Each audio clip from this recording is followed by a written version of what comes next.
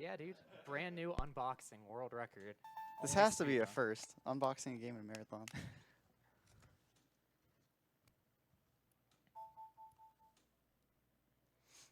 Alright, so this is how you know this is a legit speedrun. Brand new game cartridge right out of the box. This is the standard for this game. No cheats. No cheats allowed. Alright, so I'm gonna set up a couple things real quick and then I'll be ready to start the run.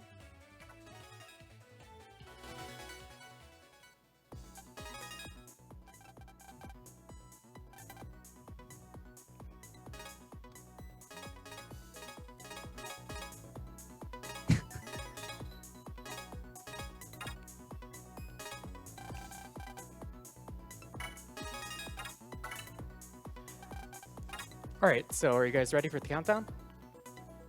Alright, 3, 2, 1, and go. All right, hey guys. So Plum's got to do some password stuff really quick. I'll explain that in a second. But this is Mega Man Star Force 2. This is part of some of the spin-offs for the Mega Man series that include Star Force and Battle Network. As this is RPG Limit Break, they are RPG spin-offs.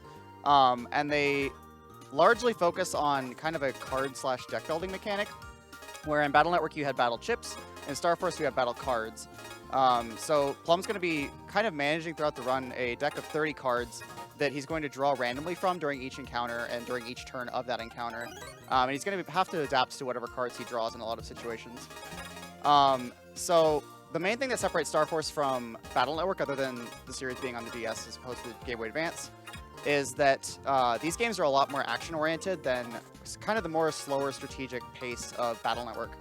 And that's definitely going to show itself in this run. So what Plum's doing right now is called Cypher Mail. It's basically a mechanic that's in all of the Battle Network and Star Force games. But in this game, you get access to it right away, whereas in Battle Network, you have to wait. And basically what these passwords give you is some specific battle chips or battle cards in this game that are going to make, especially the early sections of the run, but actually the entire run, a lot easier. Another thing that I should mention is that this is the no cards category. There were some like e-reader style cards that were released for this game that you could scan to get battle cards and various other things. And that also ties into the version as well. Plum's running on the PAL version. He's running on the Plum version. He's running on the PAL version, which has all those e-reader card functionalities completely removed. And to compensate for that, they added a little bit more Zenny into this game. So that's going to come into play when we need to buy a bunch of cloakers, which pretty much just cut down on random encounters a crap ton, and are going to just add a lot of consistency to the run.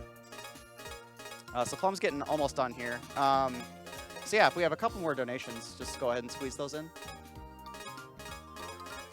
Certainly, yep. We do have a couple coming in. We actually had one that came in towards the end of the last run as well, just to get caught up, from Ken Murray for $25. Since we're playing Disgaea, do even lift, bro? Sent ya?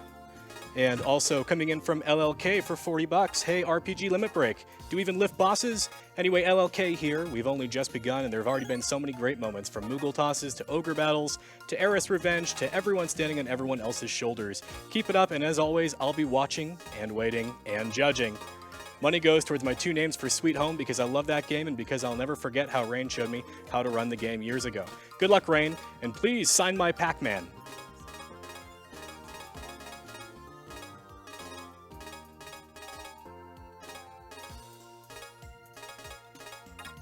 We've got time for maybe 1 or 2 more if you've got more. Yeah, this is the final code. All right, then I've got one more for you. This is actually a follow-up from LLK, another $40. Hey guys, did you know that you can't donate for 2 different names for the same game simultaneously? So here's my donation for the other Sweet Home name. And Rain, seriously, sign my Pac-Man, or I'm shoving you into a burlap sack.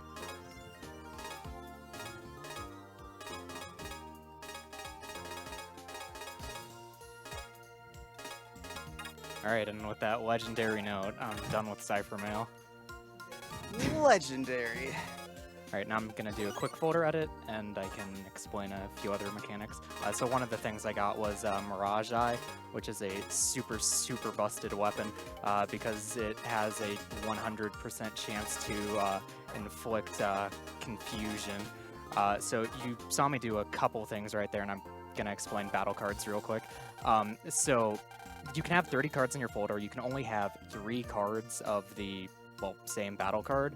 And I set some as my favorite. And what favorite does is the way you select battle cards is right now I can only select battle cards with either the same name if they're in one of the vertical columns, or if it's a white card, which is my favorite cards, it's sort of like a wild card, and I can take it in combination with anything else.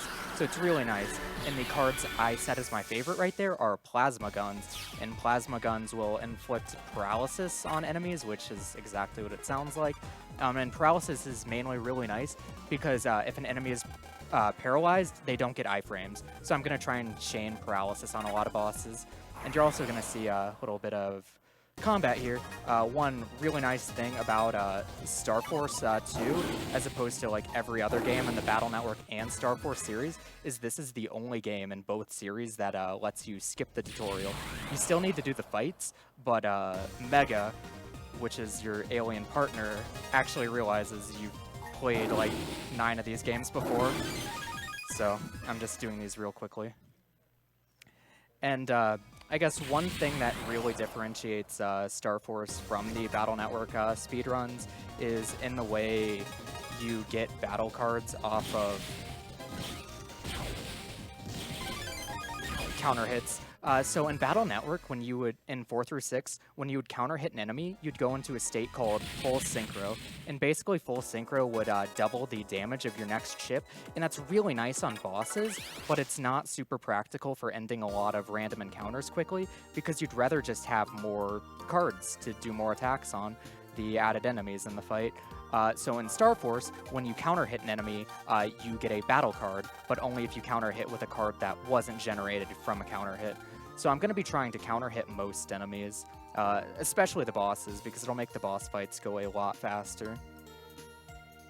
And sort of, just like in Battle Network, even though I'm transforming on the overworld to turn into Mega Man, I can only pulse in at these specific wave points, which are like the jack-in points. And if I pulse out, I'll be returned to the point where I jacked in. So that's one other big difference with Star Force, is now a lot of the internet areas are just like electromagnetic waves that exist in the real world, and there's kind of an overlap. So on some of these fights, I'm going to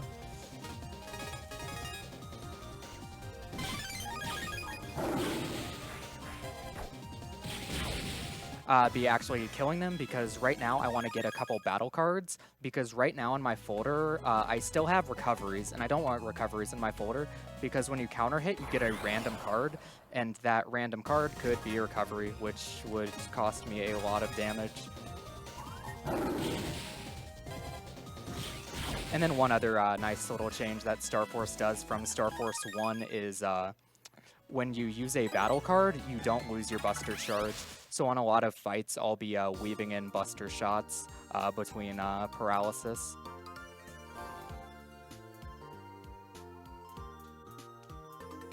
So I'm also going to be getting another battle card real soon, which should round out all the battle cards I need, because I got the Mad Vulcan and I've gotten the 2 Grand Waves so far, plus a Paralyze Plus, which is it's like a modification card. I can take Paralysis Plus after any other battle card, and it'll just add Paralysis to it, which is, again, extremely nice for being able to just chain stun bosses. Because one thing with this game, how Oro here mentioned that this game has the sort of e-reader-like stuff with the wave command cards, this game really, really wanted you to use those. So they made a lot of the bosses and scaling in this game kind of bad, just to compensate for having all of the extra features. But since I'm not using them, I really need the sort of extra push that I get from having so much paralysis in my folder, which will make a lot of stuff more consistent. And I also mentioned briefly the weapon that I got from Cypher Mail earlier, which is really, really nice. The weapon that I picked up, it adds confusion to basically every single charge shot, and when an enemy is confused, their attacks actually won't come out. They'll be able to attack, but just nothing happens. So that with paralysis means it's relatively safe, but my Buster is extremely weak right now. It's only doing 20 damage per shot, and my charge stat is very low, so I don't want to use it too often. And also when an enemy is in confusion, since they won't really be attacking on a consistent pattern, I won't really be able to counter-hit enemies while they're confused. So I only want to use that if I don't have any other battle cards to use, or if there's not going to be an opportunity to counter the boss. And right now you're going to be seeing me make a couple little detours for HP memory. And these little detours will save a ton of time in the long run, because how run rates in this game work is they're based on your max base HP. And let's see if this is the encounter I wanted it to be, and it is. This is a G-Virus encounter, which basically the viruses are bigger, and you'll get a star card off of it. Star cards act as like the extra cards in your folder, so you can go above the 30 card limit, and I'm going to do this edit real quick. 1, 2, 3, 4. Remove these recoveries. I'm going to add in my Grand Wave, my Mad Vulcan, my 2 Grand Waves, and I'm going to add in Paralysis Plus. Missed that one. But yeah, star cards, in addition to being a 4th copy of a battle card in your folder, they boost the power of all the other cards in your folder, which is awesome. So now my Grand Waves are doing 80 damage, where previously they were only doing 50. So that's going to add up to be quite a bit throughout the course of the run. But like I was saying with HP memory affecting run rates, there's an item in this game called Cloakers. And Cloakers, what they will do is if you can get the max run rate from the highest battle level encounter of an area, then using a Cloaker will filter out all random encounters, except for one specific type, but it's only a 5% chance to get that. So let's just hope I don't get it. But saying that, I probably just jinxed myself. Oh well. Alright, and now I'm heading off to the first area, and with this first dungeon that I'm going to be heading to real soon, Phantom Black, I will only have one Cloaker in the area because there's no spot in the game where I can actually purchase or acquire a bunch of Cloakers right now. Fortunately, I don't hit the Cloaker rate for Phantom Black's comp. Comp is just kind of the name for dungeons in this game. I won't hit the Cloaker rate for it until about halfway through, and this is the only Cloaker in a blue mystery wave in the entire game. It's conveniently right before it, and this Cloaker will last for half of the comp. So that just works out really, really nicely. So these first few dungeons are kind of the more inconsistent part of the run, just because you need to rely on run rates so heavily until you can really start just eliminating all random encounters. Because one thing that a lot of people criticize this game for is the encounter rate, because how the encounter rate works in this game is after 250 walk frames. A walk frame is basically one frame where Geo is walking. The game will roll the first encounter check, and then after every 10 walk frames, the game is going to roll another encounter check, and it increases, the odds of getting into an encounter increase by 1% for every failed encounter check on the 10 frame sort of check. So right now I'm just doing a little bit of plot progression, but I'm getting real close to Phantom Black's scenario. So this is sort of like one other thing that Star Force and Battle Network both do quite a bit of, but this will be introducing another mechanic real quickly as kind of a tutorial. So in this game, there's a lot of side quests, and a lot of the side quests I need to do in my route, even though they're optional, because they'll be giving me HP memory, and I need this HP memory to hit the higher Cloaker rates in the game. And how they work is everybody sort of has these star carriers that are, it's kind of like their social media or whatever. You can see it on the top screen right now. And it's kind of like a diary or journal, and they'll write like requests they want done. And if you go up to them while transformed as Mega Man, if they have a pink little box above their head, that means there's a request that they want you to do. And fulfilling the request, every one I do in this speedrun will give me HP memory. And I'm also going to be making a few more detours to grab blue mystery waves that contain Zenny, because the item that I need to buy the cloakers. I'll need a ton of cloakers throughout the run, and it just adds up very quickly. So getting all this Zenny is nice, but these two Zenny pickups that I'm going to get real soon, these add up perfectly to 1,000 Zenny, which is how much an HPMM 20 costs from a shop, and that is going to be required for me to be able to sneak run in Cloaker Phantom Black's comp. Yeah, so now that I've got Mega here, I can look into people's star carriers. And right now I'm helping this dude figure out what type of guys this girl likes, because he's going to give me a hoverboard, and this hoverboard's going to allow me to get Bud's ticket, which will let me see a movie. The plot in all of these games is very convoluted and kind of a row. So that's kind of like one of the few main gimmicks. Star Force 1 had little Navi cards that you would use on the overworld to interact with it, and this game uses the matter waves, which are just key items that you need for plot progression at points. So now I'm heading into the movie theater, and this is basically the start of the first dungeon. First though, I'm gonna get through a couple more plot progression points and required dialogue boxes. You can advance text really quickly in this game, but there's a couple spots where I'm just going to be holding B to advance the text instead of holding B while mashing A to advance it as fast as possible, because there will be a lot of dialogue box confirmations that I need to make after them, and I'll get a lot more dialogue if I accidentally select one of the answers. Alright, so this is the start of Phantom Black's comp. And one thing that really differentiates Star Force 2 from the entire rest of the series is this game has all of the comps take place in the overworld, which is awesome. Where all of the other games sort of have a separate internet area that you need to do stuff in. This just, the overworlds themselves get modified slightly, and this is where the action happens.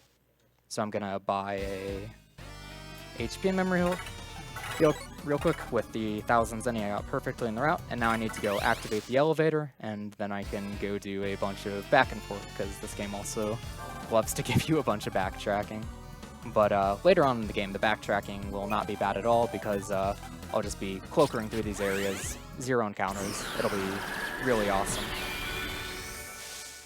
But I don't have a 100% run rate, so sometimes I'll be snap running on these fights, but not always, because if I see a draw that will end the encounter very quickly, and it has something like this in it, which is a roadster, I actually want to fight these, because this guy has a battle card I would like to get. So if I get Fire Ring, I'm really happy here. If I get Zenny, I need random Zenny in the route, so I'm still fine with that.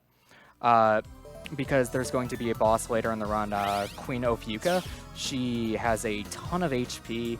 Her pattern really doesn't allow for you to ever counter hit her, and the fight just goes really, really slowly if you never draw any of your fire-based cards. So getting the Fire Ring is really awesome, since it does like 200 damage. But right now you're kind of seeing what the encounter rate is like in this game before I can actually cloaker through it. So the encounter rate right now is about 75%. So I'm going to be failing it a couple times, but it's not the worst thing in the world. It happens.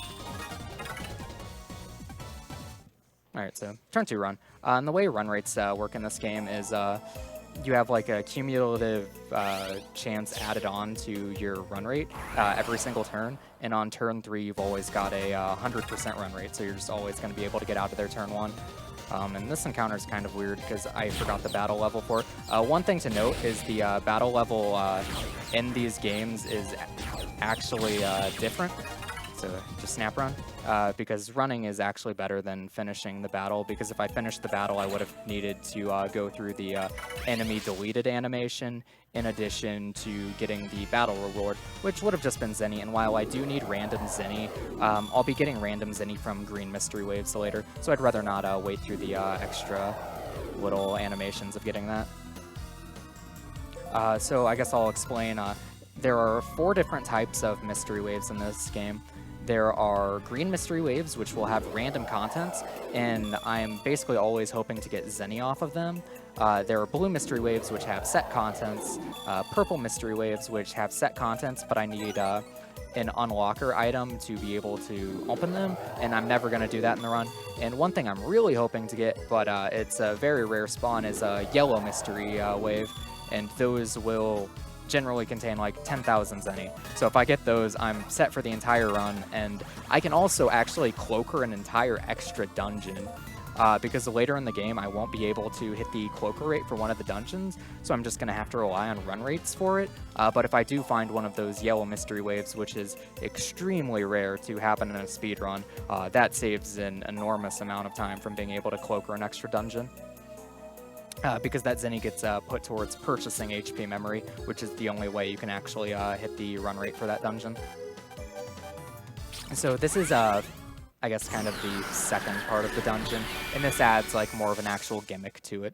Now there are going to be Budoks just running around on the overworld, and if I run into one of these Budoks, who are on set cycles, so I want to be making optimal pathing here so I can avoid the Budoks.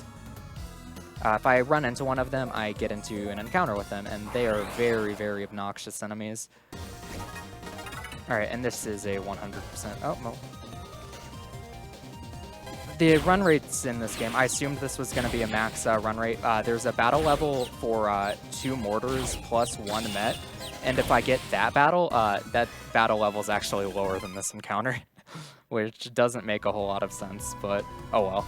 Also, I should note that max run rate does not mean 100% run rate, so that's fun. Fortunately, though, it's not too bad since I cloaker most of the game, but just through these early sections, you're going to have to put up with it. And now you can kind of get a taste of what Budoks are like. They'll like kind of teleport away at a random speed, which is really obnoxious because I'm going to want to use a lot of the big AoE cards that I took from Cypher Mail to deal with them, but actually even mashing as fast as possible, they can teleport away before I will actually get my battle card off, and they'll just live.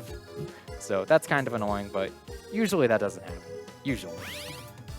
So yeah, I want to draw Sink Hook, Cancer Bubble, or Apollo Flame, and those are the draws I'm aiming for. And getting this here was really nice because I'm basically avoiding an encounter. So I usually get an encounter there, but now that I can just snap my cloaker on, no more encounters. So that's awesome. And there aren't going to be any more encounters for the rest of the dungeon. Alright, so not an optimal draw, but I get a bunch of draws. I get white cards. I've got Paralysis Plus on the Grand Wave.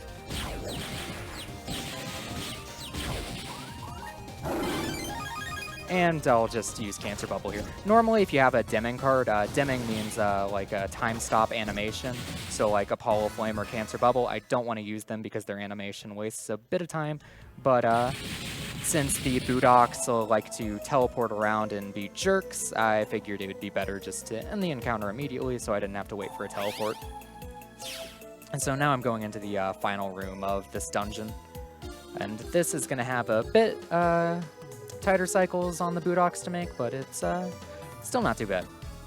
And just being able to run through this encounter free is absolutely awesome compared to what you saw earlier, where just like every 2 steps I was not only getting an encounter, but I was failing to run one-turn run a lot of them, which it happens.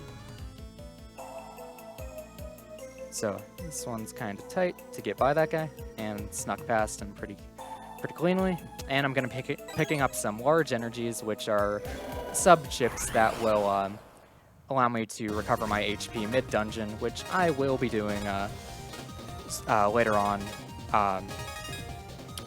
as like a marathon safety sort of thing. So that's cool.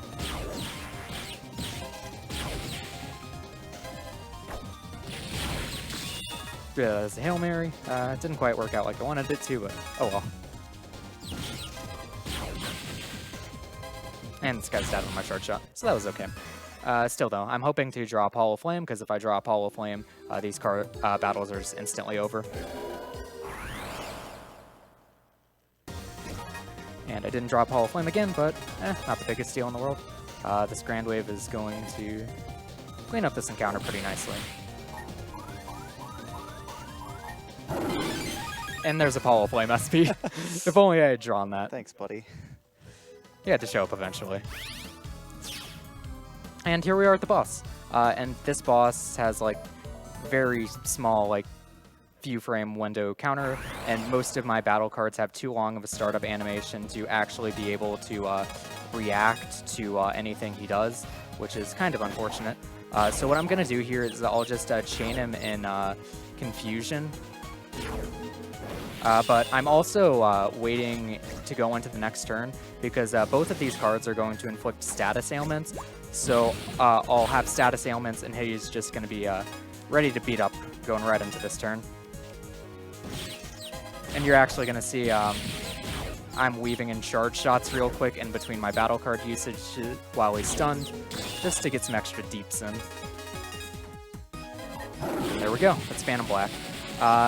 Really, that fight, the speed of it is entirely determined on if you draw the cards from Cypher Mail or not, since Apollo Flame is like 250 damage, Sink Hook is 190 damage, and that's just so much more damage than anything else in your folder can offer at the moment.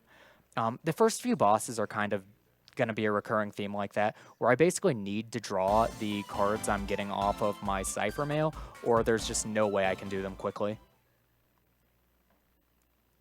That's going to end pretty soon, though. So there's going to be one more boss I need to fight, which will be Taurus Fire.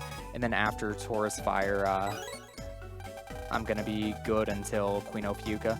And this is abilities. This kind of takes away the Navicust of Battle Network, and I can modify Geo's abilities. So right now I've got HP. This HP is not adding towards my Cloaker rate because the Cloaker run rates are based on unmodified base max HP. And the way the amount of abilities you can take works is it's based on your link power, which you make some friends and they give you friendship points, and the number of friendship points you have determines how much stuff you can equip. So I will actually be taking an optional friend just to get some extra link power later in the run, because it'll allow me to open up a shortcut. So that'll save a good bit of time. So doing another job real quick.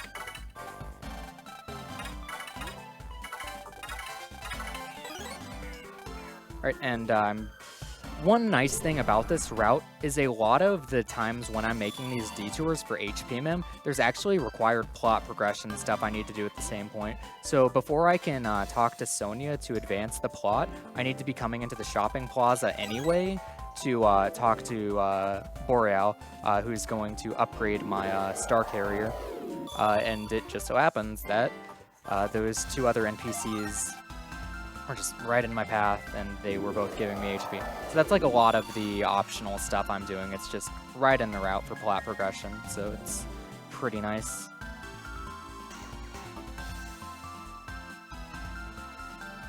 Although there are a couple times where I'm going to make detours just to buy cloakers or something, but that's kind of few and far between. Pour renommer le garçon en And I guess one other thing I should mention that's also going to come into play soon is not every area works on just the same base walk frame multiplier. So if you're actually in the hotel section of the next area I'm going to, the walk frame multiplier it basically reduces the encounter rate, which is really nice. Real quick, I'm just going to go onto Luna's PC and download her wallpaper to improve this speedrun tenfold. So there we go. And there's a lot of like optional customization and stuff in this game that you can do. Because also like how all of the NPCs and stuff have the little star carriers with messages and stuff, you can actually make your own too. And when you form brother bands, just like I guess sharing friend codes with real life people, you'll be able to see all that good information. That's pretty neat. And there's one other thing. So a lot of these little small comps that I'm gonna be going into, wave spaces, a lot of these I will actually need to activate on the overworld as Geo before I can turn into Mega Man and actually pulse into them. And you're gonna see me do one thing real quick here to actually avoid getting an encounter. So if I need to go to the top of this, that's where the plot progression point is. But if I just run straight there, the game will already be rolling encounter checks, and I'm usually gonna get an encounter going up to it. So I'm just gonna pulse out and pulse in real quick, and that'll reset my encounter rate so I don't get any random encounters going to this fight. So that's nice. There's going to be a couple areas where I do just like little transitions like that, just for the sake of.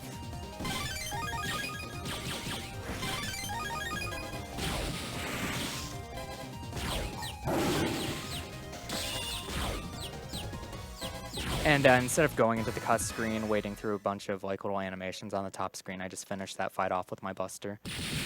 Because going back into the cut screen wastes a decent amount of time. So now I'm just pulsing out, going to sleep, and then I'm heading to the next area of the game. After any other donations, Doreed, you can get on some of those now. Yep, we actually got quite a few coming in. We have $7.50 from Defensior. RPG Limit Break is the perfect thing to watch for me this week while recovering from having my gallbladder taken out on Friday. Looking forward to many great runs over the days ahead, and thanks to everyone involved. The least I can do is support your excellent cause with the hope that someday ailments of the mind can be dealt with as effectively as those of the body. Money goes towards naming a Sweet Home character D-Crab. Kudos to anyone knowing the reference. And we have $10 from VB23. Yo, Plum, good luck. Glad to see you're getting into the run this game at RPGLB. Just remember, my Star Force Discord is better than your Star Force Discord. Thanks, VB. He is the self-proclaimed Star Force god.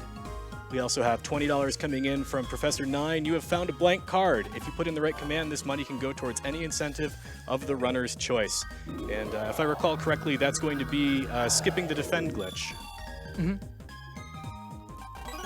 And I'd like to give absolutely huge shout-outs to Prof 9 because he does like a lot of Battle Network and Star Force hacking stuff. So he got a lot of info dumps for this game, including cloaker rates, battle levels, and basically everything in my entire route is based on information that he's dumped for me.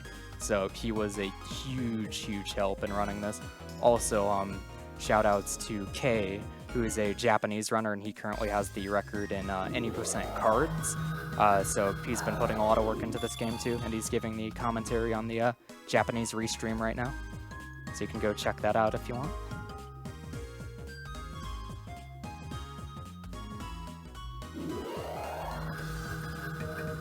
Yeah, so basically most of Grizzly Peak will actually go by relatively quickly. A lot of these early game comps and areas do. It's mostly just about grinding out that HP. And like I said, the run rate inside the hotel is actually the walk frame multiplier is reduced, so I can go a lot further without getting a random encounter.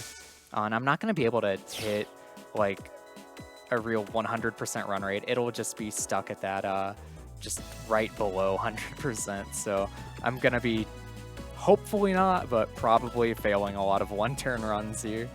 Although I did just recently think of a reroute for this game, and they're going to be 2 random encounters that I can get in here. One has an enemy that's kind of like an electric sphere, and it'll drop me the chip Volti. And since I'm on the Zerker version right now, and Zerker will be the main Tribon form that I get in this game, it passively buffs the damage of all of my electric type battle cards, and since Volti hits multiple times, it adds up super quickly. But not only that, Volti can also pierce invincibility frames, so it's just all around good. And the other card I want to get, which is, I'm just thinking about this now in the route, Mop Lance is actually very important in the route now. And one sort of thing, all element cards in this game sort of have a different passive benefit. So if you use a fire card on an enemy over grass panels, it does double damage. Elect cards do double damage to enemies trapped in bubbles. If you hit an enemy on an ice panel with an aqua card, they get frozen. The thing with wood cards, which Mop Lance is they don't trigger iframes at all, but they will still flinch the enemy. So if an enemy is in paralysis, I can just quickly hit them with the wood type battle card, which will be flinching them, and immediately follow up with another. So it's kind of like a pseudo paralysis, which is really nice. And these are one of the most obnoxious enemies in the game, and probably the thing I've been practicing the most out of like everything here. Alright, so let's see how these goes. I'm just going to focus for a bit on this.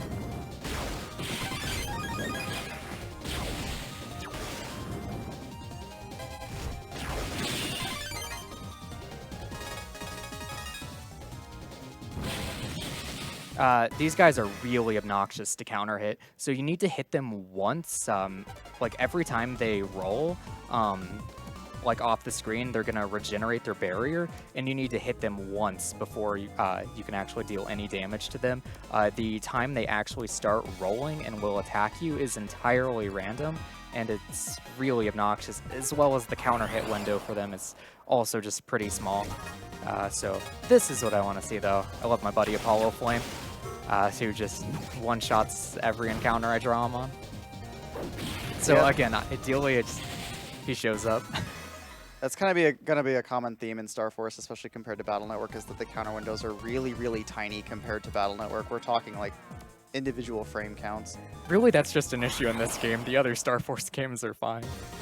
But one other reason that kind of makes the counter windows really iffy in this game is a lot of the chips have a gigantic startup animation, so you really can't react to the enemies at all. Because they'll usually move like, say, 4 or 5 times before attacking, and since it's going to be a random number, you can't even like pause buffer to try and just pause buffer for a good counter hit to see when the enemy's actually attacking, because the startup animation for the chips is just too long, and it's impossible to react to an enemy encounter with a lot of chips in this game, especially cannons. Cannons are really, really bad. Swords are also... I don't want to say they're bad in this game. They are weird in this game, where swords are normally chips that just come out super fast and deal pretty high damage. That's not how they work at all in this game. Swords have a ridiculously long startup animation, but they also leave out a lingering hitbox. And any chip that has a lingering hitbox, I really, really like. Because, like, one thing with a lot of the... enemies, like how they'll attack you, is they will teleport to you. And since they're like teleporting right in front of you, if you just throw out a chip with a lingering hitbox, they'll teleport into the hitbox to attack you and just instantly get a counter hit. So that's really nice. And there are 3 battle cards I really like doing that with. Vulcan, which is the best. Then there is Grand Wave, which is pretty good. And then there's Swords, which I hadn't really even thought about this until recently, but the lingering hitbox on Swords is fantastic, and it more than makes up for the stupid long startup animation on them. So I'm also going to make... Grizzly Peak is the first area that has a cloaker vendor, and really this is going to be the only area in the whole game that I come back to buy cloakers, because it's so close to the bus stop. So another plot progression matter wave is going to be required here, but while I'm getting the plot progression matter wave, I will be picking up a couple blue mystery waves containing Zenny, which is all going to go towards cloaker purchases. And pretty much all of this movement here is going to be done inside the hotel, and I'm going to have the reduced encounter freight because of the reduced walk frames here. So that's awesome. And I'm going to be pulsing into little small wave spaces, which will reset my step counter, so even further reducing the amount of random encounters I get here, which is just the best part of this game. Because casually, a lot of people really don't like this game because they feel the encounter rate is far too high. But there's a lot of ways to get around the encounter rate, which is why I feel like this is the best Star Force speedrun. It's my favorite of the bunch. And one thing that should also be noted about cloakers compared to Sneak Run, which is their equivalent in the Battle Network games.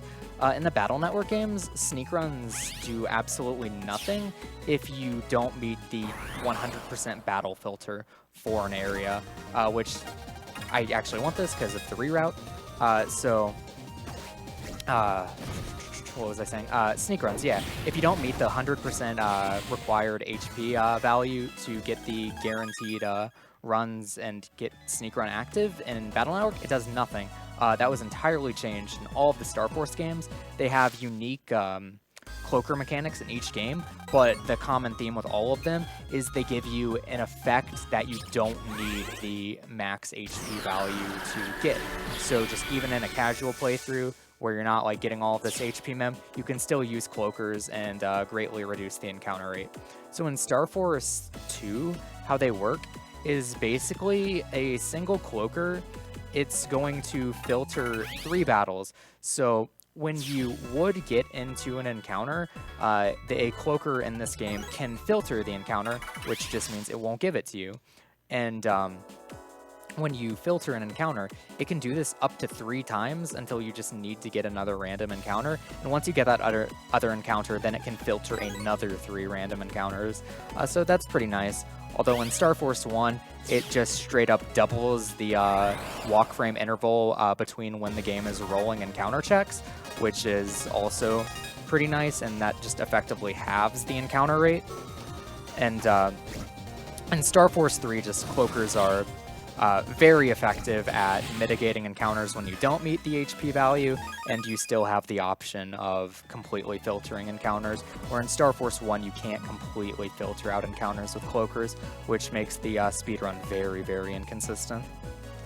Because one thing to note, I'm going to buy some cloakers real quick.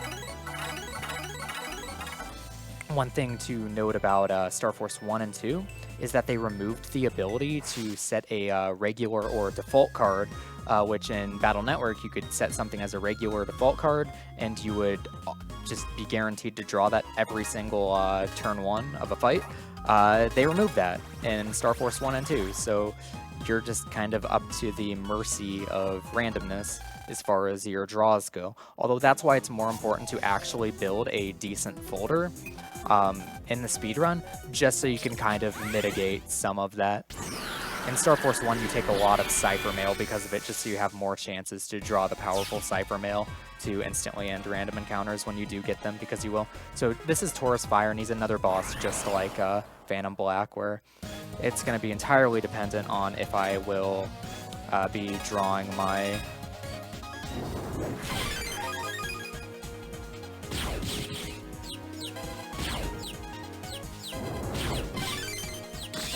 Alright, so I'm chaining paralysis on him just so I can hit him with this, and then I'll get him with that.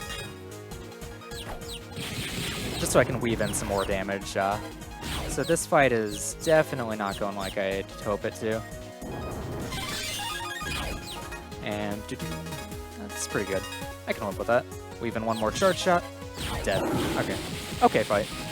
But just to compare that to if I drew Cancer Bubble, I instantly would have dealt 300 damage to him. Apollo Flame, 250. So it really is important on these early game fights to be drawing your Cypher Mail codes.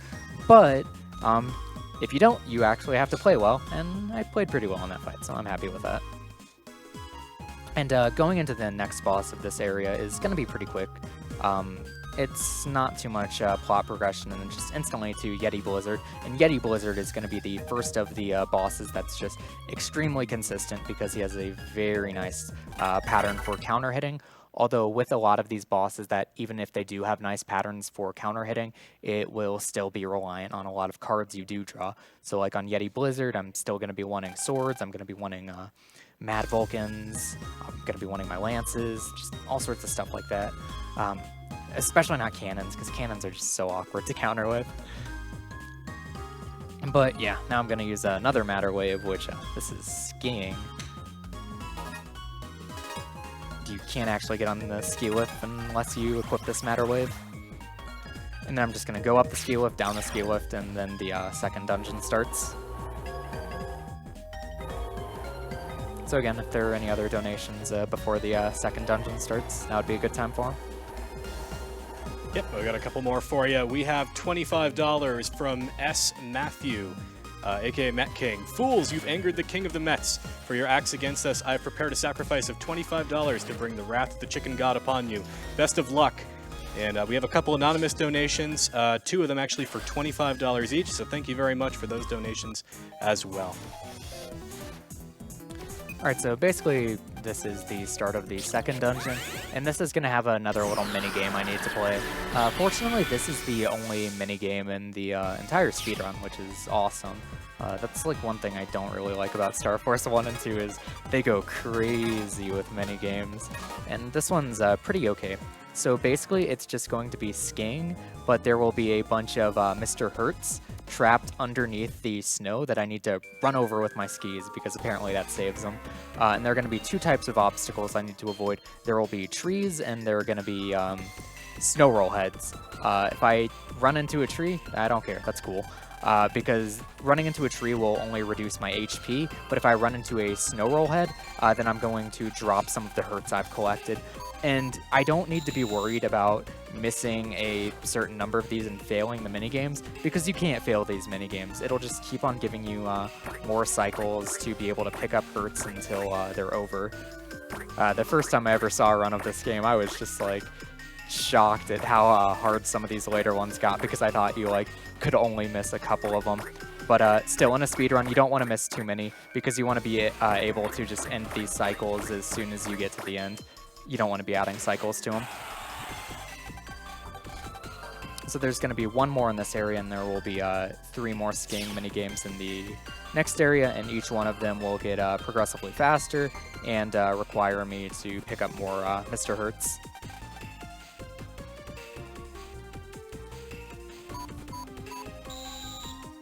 And pretty soon you're also going to be seeing little Hertz lined up side by side, and you can actually pick up both of those in a single bit of movement, but it's kind of tricky. I call those doubles, like right there, so I was getting some good doubles. Although you don't really just want to mash for it, and you should actually be timing it, because there will be a lot of snow roll heads hidden within like the sections for doubles, and if you hit one, you lose more Mets than, or more Mr. Hertz than you probably were gaining from the doubles.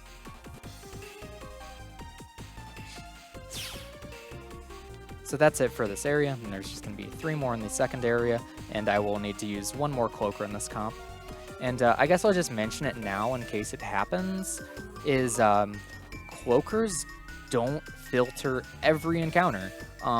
There are these special encounters that contain Mr. Hertz inside of the battles, and basically they're like sort of a special objective in some battles, where if you can complete the battle without ever hitting the Mr. Hertz or letting them take damage at all, then you will get a special little unique item. I don't care about that item at all, so I don't care, but getting into those encounters, they can actually go through cloakers. It is a 5% chance on a would-be successful encounter check to get into one of those. So it can rarely happen, and I usually expect to get like 1. And they also don't use the same run rate values, which is kind of annoying. So they're kind of just doing their own thing. So final cloaker of this dungeon, and then there's going to be 2 more ski sections, and both of these are going to be a lot faster than the previous ones, and I will be picking up 1 more HP Mem 20 in this little comp right at the end. Then I'm at a Yeti Blizzard, and Yeti Blizzard is going to be a really fun fight, because compared to Phantom Black and Taurus Fire, who I just fought, he's actually going to be consistent, and I love consistent bosses. It's kind of what I'm trying to do with this route by playing on Zerker, in addition to setting up my folder with a bunch of paralysis cards. So I guess I'll explain right now kind of how versions work.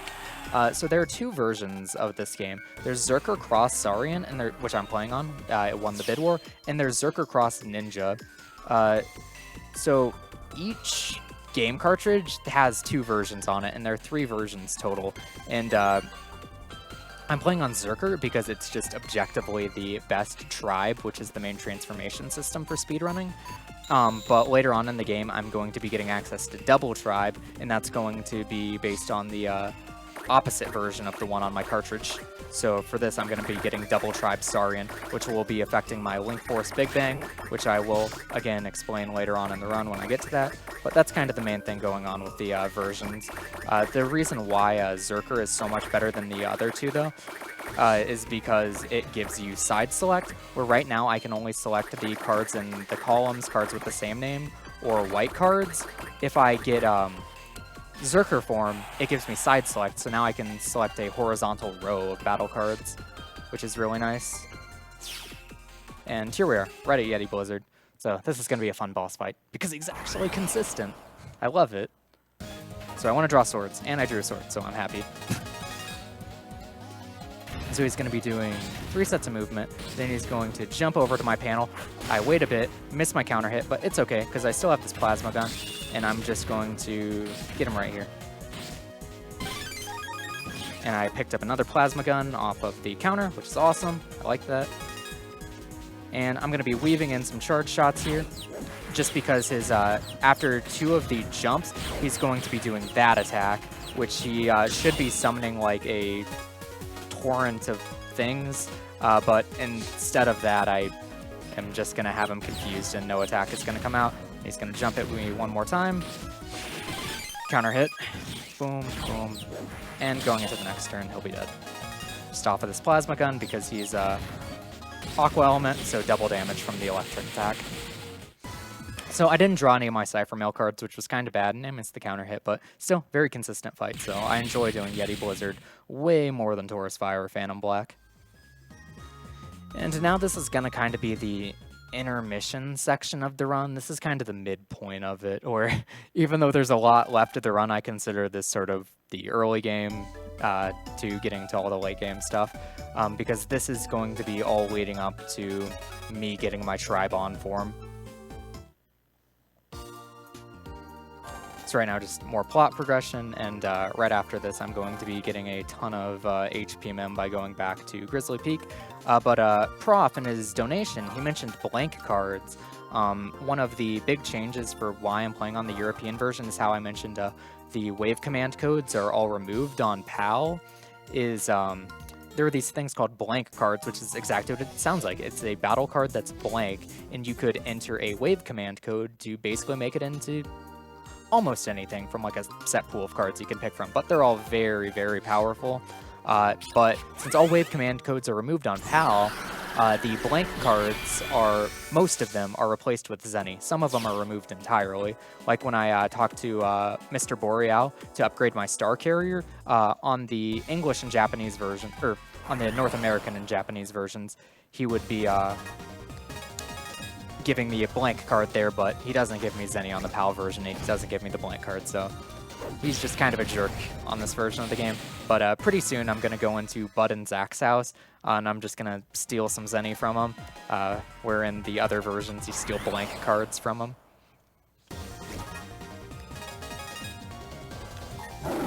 So that's the Sync Hook chip. It deals its damage to every enemy of the same type, which is really cool. And it goes between ranks of viruses too. So there was just the Gunner rank 1 and the Gunner rank 2. And for this, I'm going to... I don't know, actually. I'll do that. I had to think about what I wanted to do on this fight for a second, because I guess I have to use... I had to do a Ball of Flames. What a nice guy. I wasn't sure if I was seeing things or not.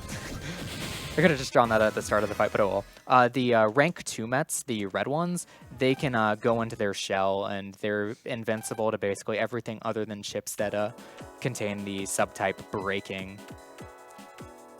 And so I just didn't want to use an attack that kind of spread out with an AoE effect and have the red Met being kind of invincible. Have a shield up, that's a better way to put it. Coming back in here real quick to grab an HP mem. Then I'm pulsing out. I'm going to have my friend Sonia talk to me. And then I'm going to go steal some Zenny from my friends. Or if SpongeBob taught me anything, I'm just borrowing this Zenny. It's free Zenny day. And then I'm going to be heading right back to Grizzly Peak. And this Zenny will be used to buy cloakers. So my friends are great. They're just giving me they're letting me borrow this Zenny to just spend on cloakers to avoid encounters. Yeah, his room was a mess. He won't miss it. You probably didn't even know it was there. And coming to Grizzly Peak like this, again, this isn't just for buying cloakers and getting more HP mem. There's actually a plot progression item I need to come here for. So the route just works out really nicely again. There's going to be a sub-chip called D-Energy, which instantly restores all of your HP, but that's not for me. An NPC in this game kind of soon is going to require me to get one of these to progress the plot, and I'm just going to pick up a free one right here, which is awesome. You can buy one of these from a shop in Echo Ridge, but it's a lot of money, and Zenny's already so tight for buying cloakers that I really don't want to waste Zenny on things I don't have to. So I'd rather pick up this free D-Energy. And this is just going to be cleaning up a couple jobs and buying those cloakers. And then I'm all set. And I actually don't know the confirmations for a lot of these dialogue options. It's just the proper dialogue choice always has like an ellipse at the end. So that's an easy way to remember which one to choose. Just look for the ellipse and that's the correct answer. So now I'm buying those cloakers and I'm going to buy 7 of them. And that'll last me for like half the game.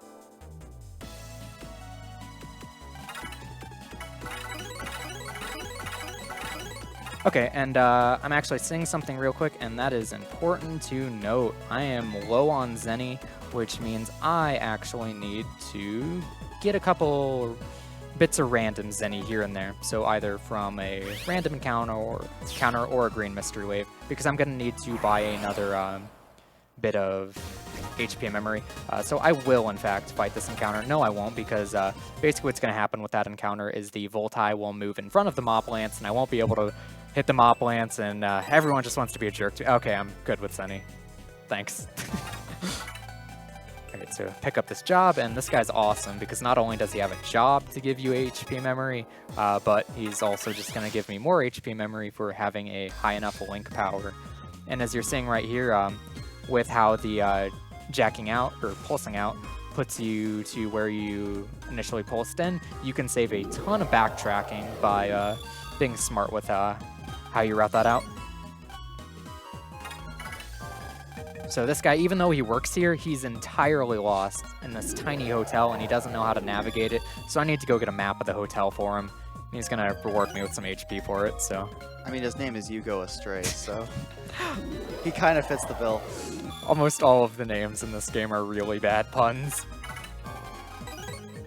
And his favorite food is beef stew. It's a little factoid about him. Alright, so now that I've got all this stuff done, the cloaker rate for the next area that I wanted to go to is 310. So since it's based on unmodified max base HP, got 310 exactly. So the route just works out super nice, and I've also got the extra cloakers I need for half the game, and I have the required plot progression item of D-Energy, so just everything's working out awesome for me. I just love how clean this route is. So I'm gonna bump my mic, sorry. Oh, I don't even know what I was saying, but I'm talking to Sonya here, and I'm about to go into kind of a pseudo dungeon, and there will also be another folder edit happening relatively soon, because Sonya is going to reward me with her own folder, and instead of going out and finding my own battle cards, I'm just gonna take out a bunch of stuff from her folder and use that to greatly improve my own. So here's another matter wave coming up, but I don't even need to go out of the way for this. You just talk to this NPC right here and you get it. So this is kind of the main thing of the game, is use this matter wave real quick. There's a lost continent of Mu, and a bunch of bad dudes are trying to revive this lost continent and bring it up out of the sea or something, but we're learning about it here. And this is also going to be where I'm getting my out-of-place artifact, which is going to be the item that will give me access to my Tribon form. And you're going to be seeing a little kind of mini-game. Not really a mini-game, but just kind of a dungeon gimmick. He's kind of like a cross of a lot of characters. He's Base, he's Proto Man. I'd compare him more to Base from Battle Network. He's sort of the main antagonist. He's the last person from the continent of Mu, and he's not happy with everyone else doing all this junk with Mu. So I'm going to pulse in, use another cloaker, and you'll see the little gimmick coming up. Basically, there are going to be these black holes that will spawn on the floor, and I need to input the proper button commands to not get dragged into them. If I get dragged into them, I get taken to the Undimension. And going into the Undimension is bad because it's basically just a giant empty space with an exit randomly located somewhere in it, so I just need to run around for ages trying to find the random exit. Alright, so I'm gonna just focus a bit for this because I really don't want to get taken to the Undimension. So if there are any donations, now would just be a good time to hop on those while I focus on not messing easy button inputs. Actually, a couple things we haven't talked about lately are the prizes that you can be awarded if you donate. There is a Nippon Ichi Software PS2 games collection up for grabs. Donators who donate up to over $10 between now and the end of Sweet Home are in the drawing for that. And also there's the grand prize of the Nintendo Switch along with a copy of the new Zelda for anybody who bids more than $25 over the course of the marathon. So keep those in mind. And to get us caught up on a couple other incentives, we are a little over halfway to angering the Chicken God in Secret of Evermore. We still need another $105 to advance that and see what happens when we anger the Chicken God. And the Defend glitch is also still up for grabs in Secret of Evermore. It's at $96 out of $750, so get those donations in between now and the end of the next run so we can make sure that we see those as well. Alright, so now I'm going to be doing a brand new folder edit that I just thought before I took a nap of recently, so I have no idea how I'm doing this folder edit, but it's going to make things faster and easier and more consistent on paper. Let's figure out how to do this. Live routing on stream. This is all I'm good for.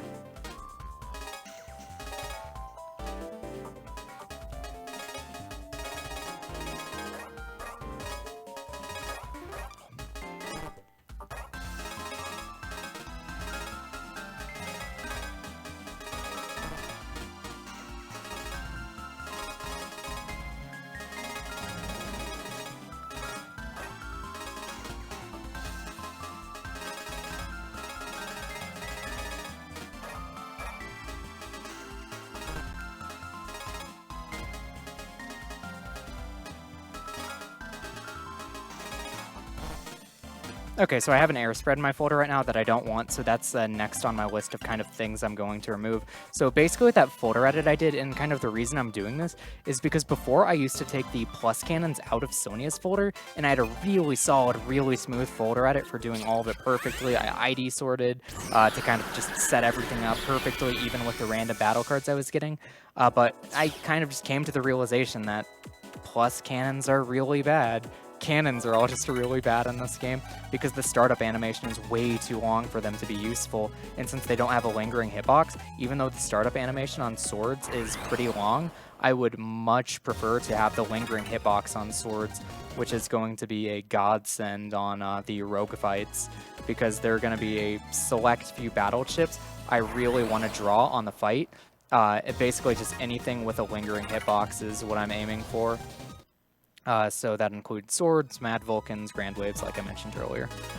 And I'm also going to be picking up a fire ring here, which is one of those fire cards that I'm going to be using on Queen Ophiuka, which will be the boss right after Rogue. The reason why I don't have this in my folder edit previously, though, is because there's a decently high chance that I'll get another fire ring. And if I do get that fire ring later, which will happen like right before Ophiuka, then I'm going to need to do another folder edit anyway to add that fire ring in. So I'll just kind of combine both fire rings into a single folder edit. So basically what's going on in this section right now is that Mr. Hertz, who sent me an SOS, he's in big trouble right now. Basically, he saw Sonia and I on a date, and the date was so hot that his body is burning up, and I need to find him a cold body to cool him down. So some really excellent writing and plot progression going on at the moment.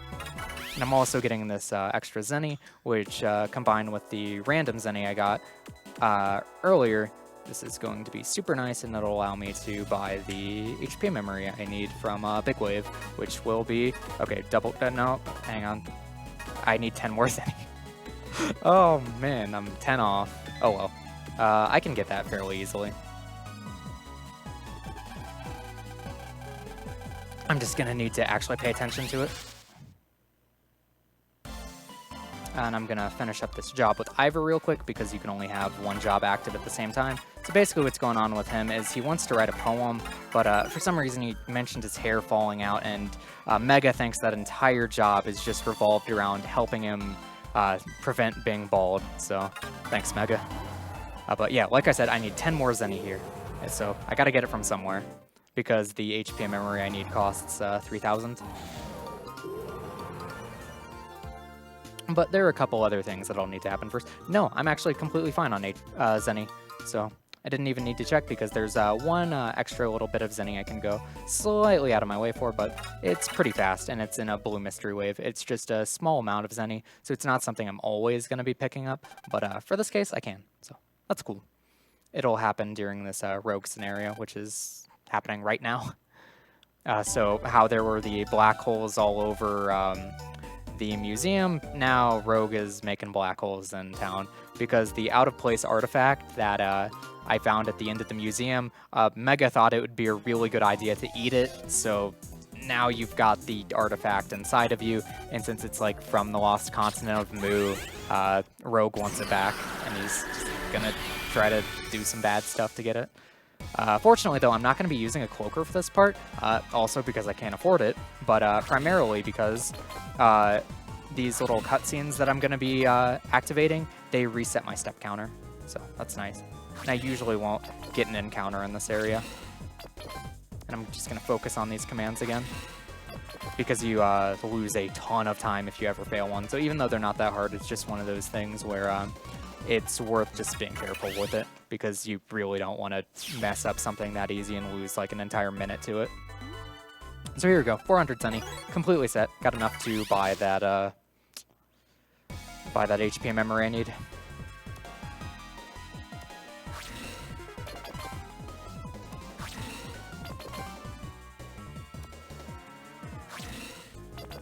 And I'm basically coming up right on the boss. There's one more of these eyes I need to activate, and then I'm in the first Rogue fight. And Rogue is a pretty cool boss. And Rogue is also one reason why I revamped my folder edit. Just so I have more swords in my folder, like I mentioned earlier, so I have more lingering hitboxes to counter him with.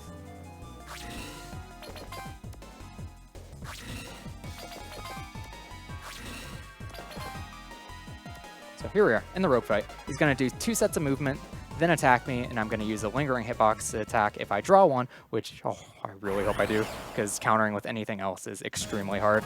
And I got good draws, so I'm happy. 1, 2, counter.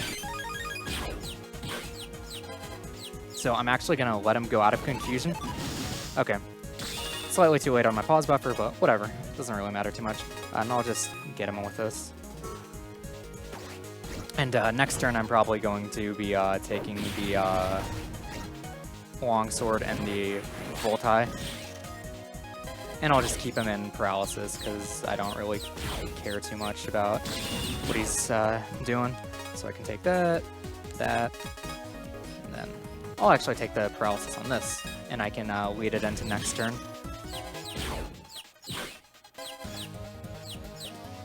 And he's dead. Okay, wasn't the best, but it worked out.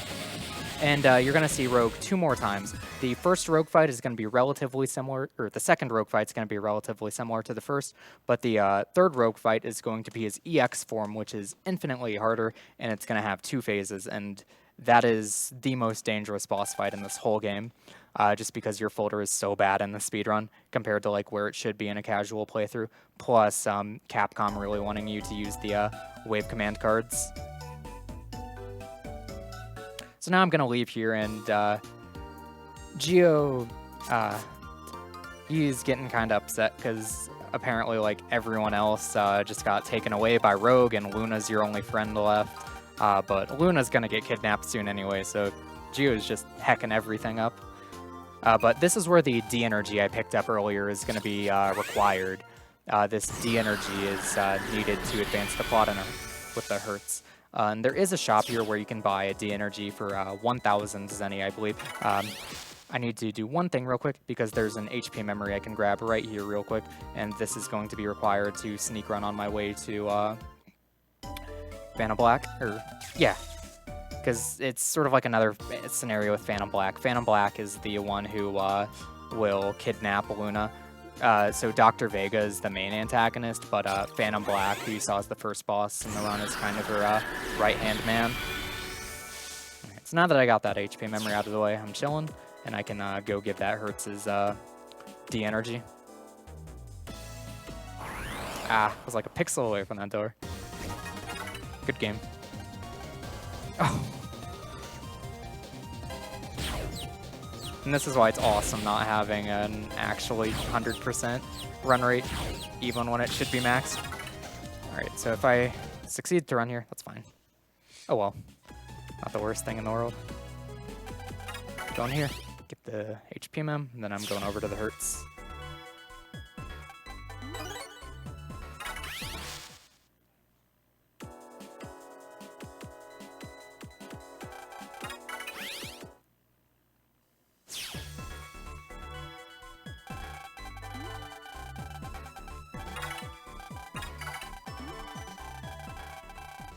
Yeah, and Gio is feeling really bad about himself because he just feels like he can't help anyone. Even though he supplied that Hertz with the D energy, that Hertz still isn't feeling better. Although I guess they only have 1 HP, so the D energy really didn't do much. Alright, so now I just go over to Luna's house and we're pretty much all set up with this.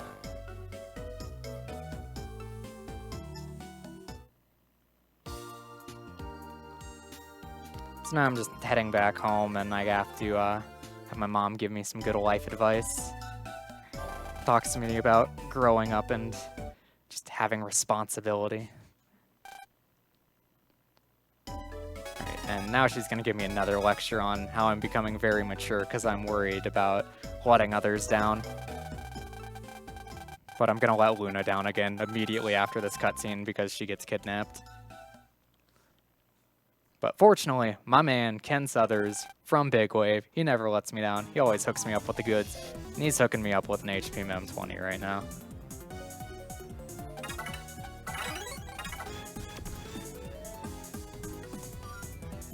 And I will be getting one more bit of HP Mem before I go straight to Queen Ophiuka, who's going to be like the boss of this scenario.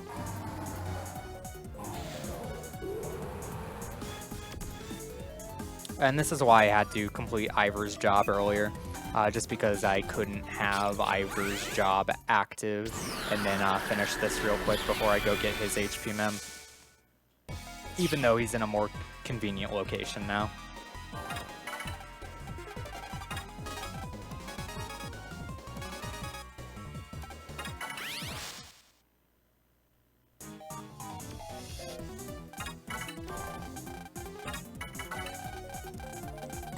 And a recurring theme with a lot of these jobs is so Capcom didn't actually need to write any dialogue for them.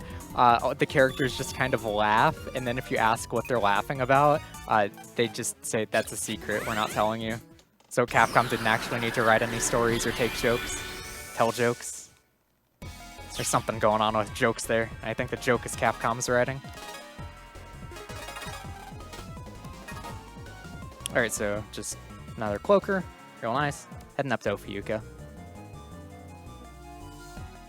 Oh, and you actually did see this during the museum, but I got an encounter while a cloaker was active, and that's one of the Mr. Hertz encounters I was talking about, which is a 5% chance on a successful encounter roll.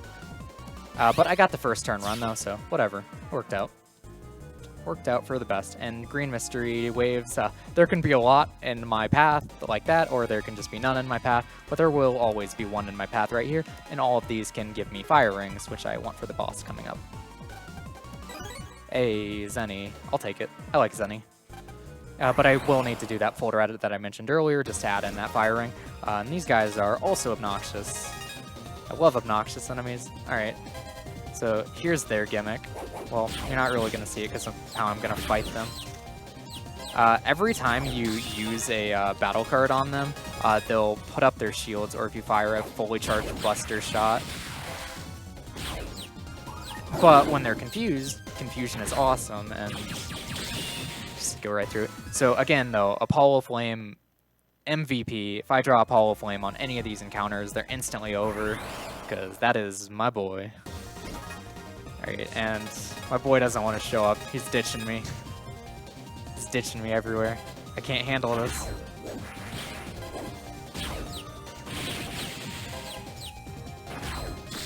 So this guy comes to attack me. Oh well, that was like slightly too early.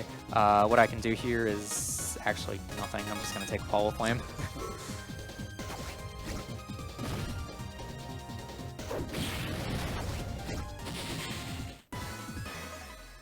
He's reminded me that he's still here, even though he doesn't want to show up when I need him.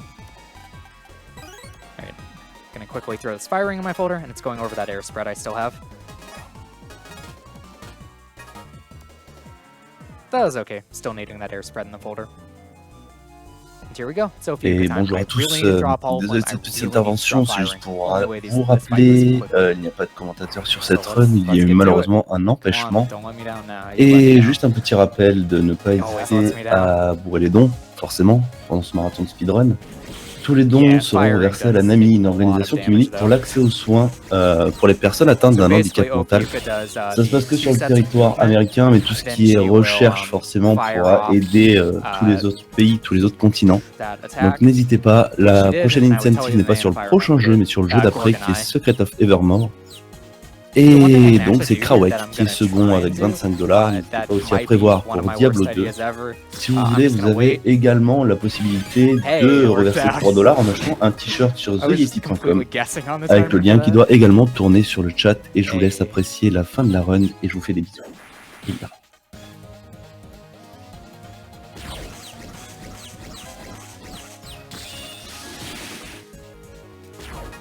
And that goes off. Alright, and she's dead. This fight was okay. I didn't draw Apollo Flame like I wanted to, but my other boys backed me up. There we go. Anything under 30 seconds I'm pretty happy with. So 37 seconds, which is right around the border where I want to get. That fight can go up to like a minute long, though, if you really don't get any good draws. This is where Apollo Flame's really, really important now. Okay.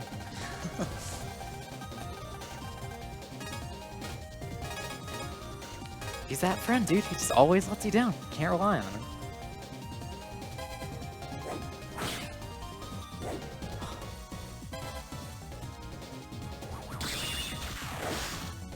Okay.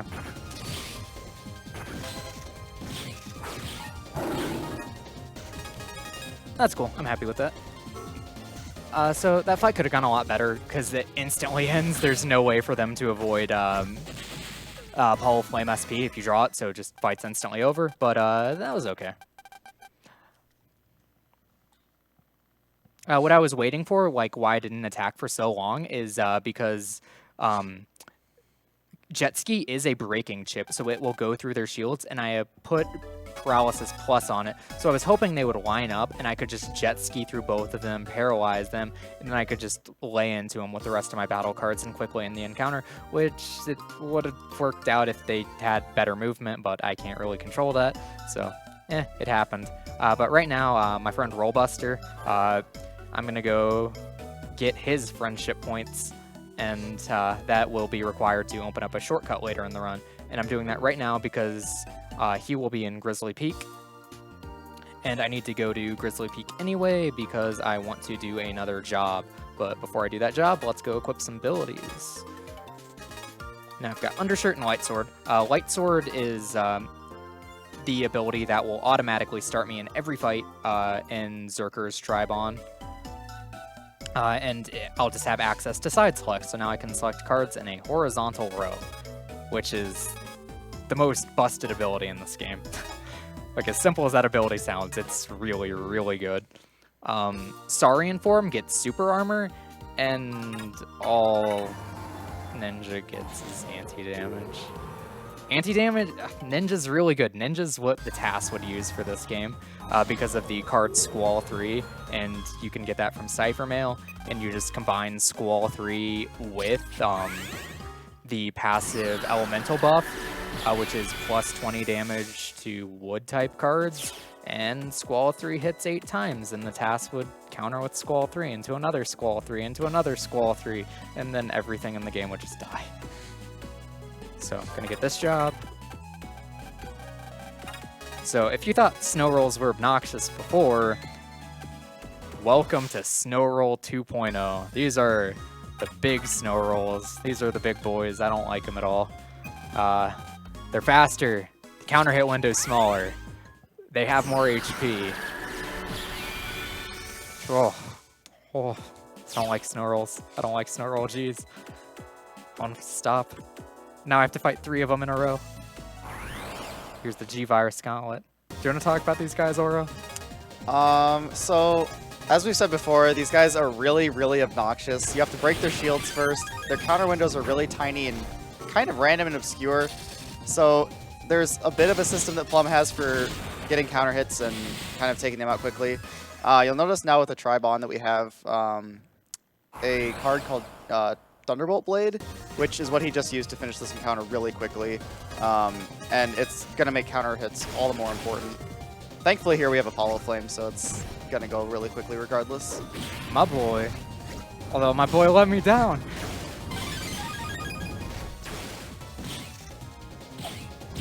Oh, what a jerk.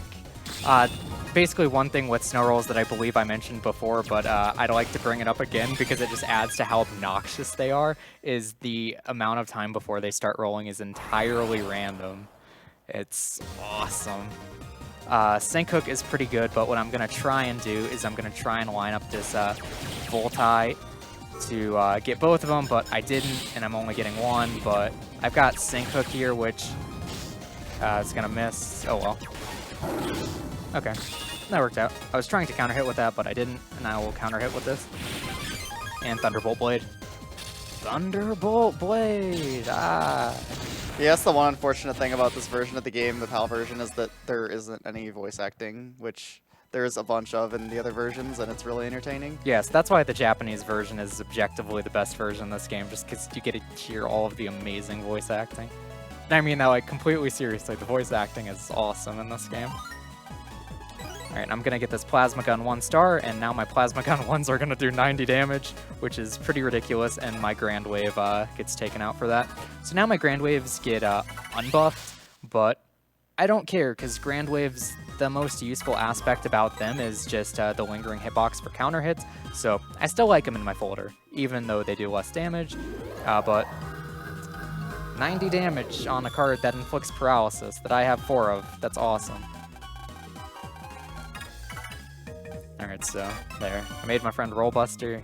He is dinosaur version.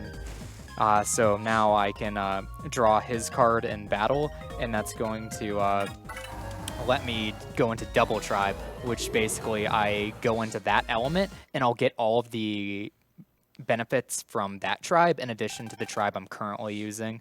And there is a thing called Triple Tribe, since there are 3 versions of this game. And when you triple tribe, you go into a form called Tribe King.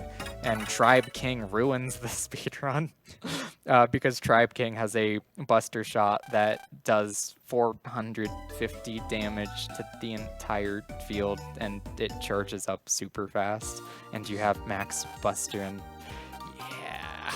And in the any % card speedruns, you immediately go into Tribe King. Where to actually get Tribe King without using the wave command cards, you would need to actually find a real-life friend to brother band with of the opposite version that's not on your game cartridge. Or alternatively, you just buy 2 copies of the game, and that works. Alright, so double tribing. And I'm double tribing, and finally Apollo Flame wants to show up, so I'm not going to show you Vanishing Blazer, because I'd rather just use Apollo Flame, because I'd need to sit through the dimming animation for Vanishing Blazer anyway, so. Double Tribe! Dinosaur! There we go. I'm getting that voice acting in for you. I got you covered. Doesn't matter what version of the game we're on. I got your back. Alright, and here we go into the Skywave. The Skywave, I keep saying everything in this game is obnoxious. That is the Skywave summarized. It's incredibly obnoxious because this has a 1.5 times walk frame multiplier. So, yeah, every 5 frames the game is rolling more encounter checks. It's got some jamming music, though. The music is awesome, and after this first trip through the Skywave, I will be getting... Okay, if I ever draw Apollo Flame and sometimes Cancer Bubble, I'm going to be just like snap drawing them and taking them for the fight.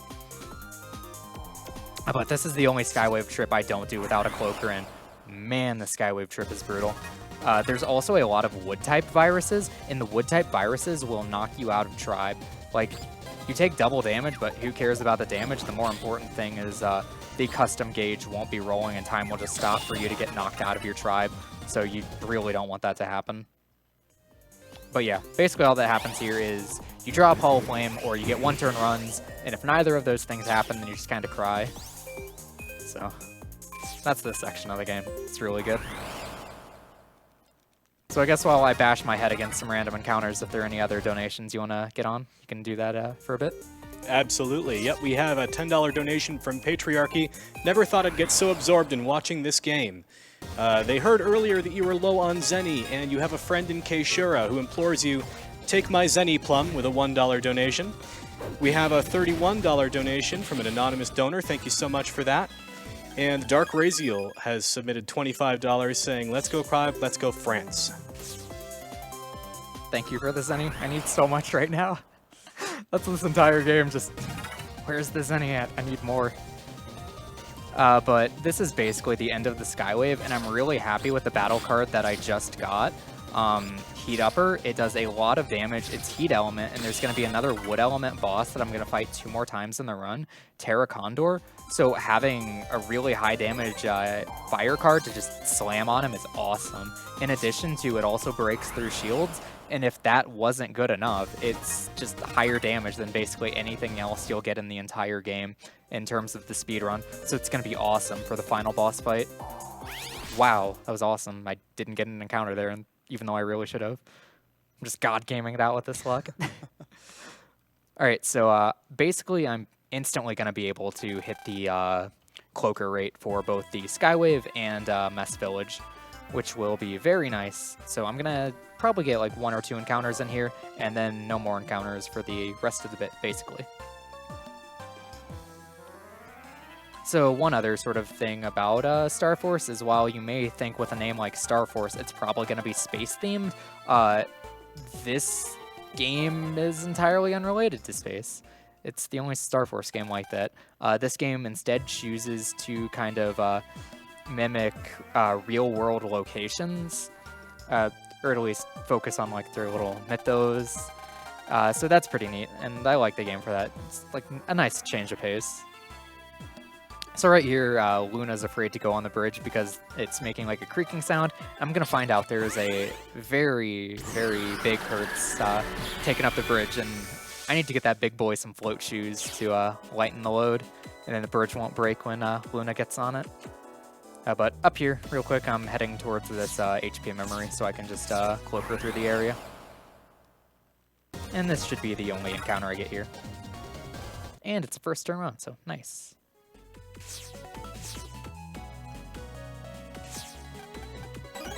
And I've got some pretty special movement that's going to allow me to get through the rest of this area with no random encounters, just on a single cloaker, which is very nice. Because in previous incarnations of my route, I used to do some different movement that would generally make me get at least 1 extra random encounter here. But like I mentioned earlier, how you can like pulse into areas or like screen transition to reset the step counter, I abuse that to basically avoid that encounter I used to always get. So yep, now I gotta go find his friend who's given me the float shoes. Which is actually pretty funny because instead of just being a key item, they actually give you the ability wave float shoes that you need to get to him.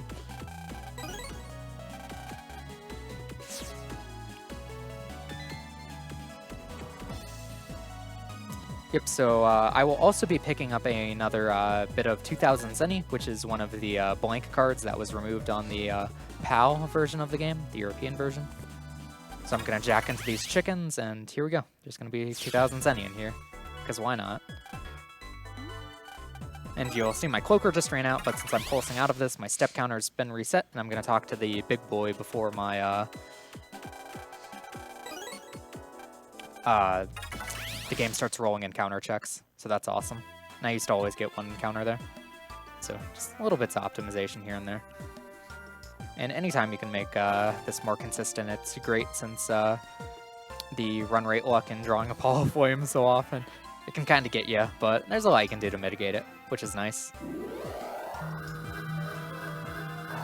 So now I've just got to talk to all the NPCs, got to go Dragon Quest style. Can't do anything until I advance the plot by talking to everybody in town. And pick up some more HP now. So that's always fun. And I don't need to ride down the elevator again because of the order I talked to those people in. I get cutscene warped right back to the bottom, or if you talk to him in any other order, you're going to have to ride the elevator again, which is comically slow. Yeah, but basically, Rogue didn't actually kill my friends. He just warped them to random points in the world, and all of them kind of get ego complexes after they get warped. And Zach here, he's on a reality TV show that finally found the Loch Ness Monster, even though it didn't at all. And he's obsessed with it now, so he's not willing to come home back to his family and friends. So I gotta go change that, because I can't let him respect his dreams of being a reality TV star. He's selling it a little too hard. Just follow your dreams, as long as it doesn't involve being a reality TV star. Right, and this is one area that, because I didn't get enough Zenny off of random locations earlier in the run, I don't have a cloaker for this, so I will be getting some random encounters here. I'll average 1, I can get 2, and these can be 3-turn encounters, so pray that doesn't happen. I know I'm praying. Ooh. I'll cross my fingers. Yo, thank you, it worked. You did it after the encounter, but... No, it's just frame perfect. I had to do it. Oh, there you go. Frame perfect, cross your fingers, so I only get 1 encounter, and it was a 1-turn run. But that's 2 frame perfect inputs. Like, that's... Well, you have 2 fingers, so it works out. Yeah. Alright, and there we go. That's the final bit of HP mem for this area. And now I'm basically heading right to the dungeon.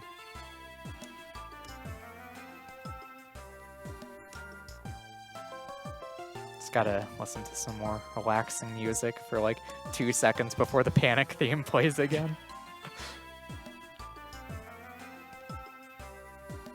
And this dungeon's actually pretty cool because for the longest time, I didn't know that basically the gimmick of this dungeon is going to be the game gives you riddles, and you need to solve these riddles to find buried treasure to dig up. And the game gives you no indication that there's going to be like just arbitrarily placed other items everywhere and just seemingly random spots. But I was fortunate enough to, I imported the strategy guide for this game. So in the year 2017, strategy guides are still more useful than game FAQs because they're giving me the hot secret item strats in the Loch Ness. And there's actually quite a bit of Zenny hidden in the Loch Ness. So this, finding out about this reduced a lot of Zenny luck in the run that was previously required to get from random sources. And I'll also be getting a plasma gun too, which is just another really nice battle card. And I will be picking up a D-Energy, which will be safety for the final dungeon of the game. Yo-ho!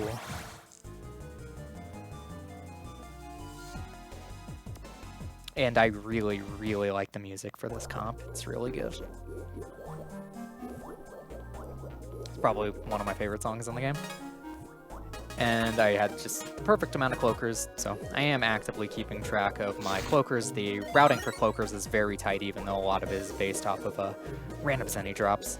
So that's like one thing you always need to keep in mind when you're doing this run, is just like how many extra Zenny you can afford to throw at cloakers. So yeah, like these just completely arbitrary spots. Hey, there's a plasma gun too there. You never would have figured out to dig there, but there you go. But the riddles are stuff like, the last one was a crown. This one tells you to, or like it's a riddle where the answer is a raft, so you dig by the raft. These others make sense, but the other items, they're just there. Buy the game guide. This is Capcom's money-making scheme.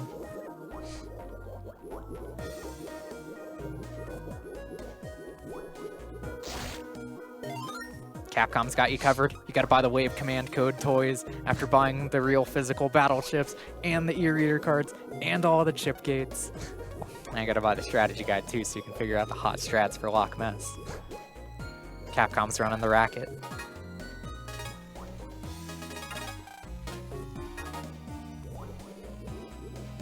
So this is the last area of the dungeon. This is a pretty short dungeon, but it's probably because the developers were expecting you to spend a good bit of time trying to solve the riddles. That's a Lex Slash. Yeah, it is. Thanks for the confirmation. I had nothing else to say about that. I'm just trying to figure out because, like, since I really want Zenny off of these, but I can get battle cards, stuff like a Lex Slash, like, it's do I want to put this in my folder? I have no idea. I've never used Elect Slash before. I know exactly how the battle card works and what it does, and it's going to get buffed by my Tribon since it's Elect type. I guess I have Elect Slash now. I'll be editing that into my folder before I go fight Plesiosurf, because I also have the Plasma Gun 1 to add. And this is the final little hidden hurts that I need to dig up. And right here is where I will also be digging up the hidden D-Energy.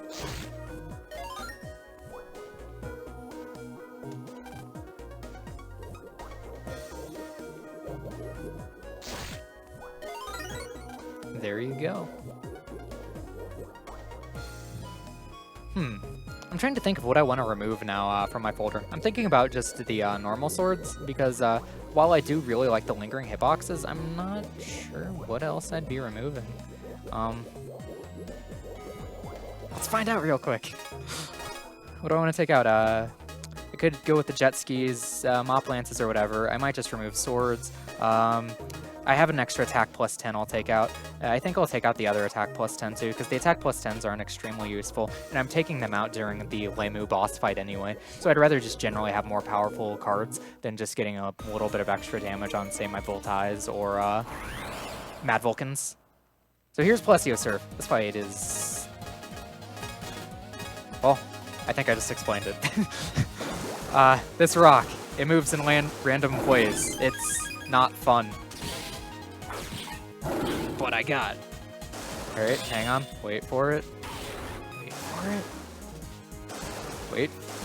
Any day now. Okay. Thunderbolt Blade. Now can I draw Voltai? Okay. Good game. Really good fight.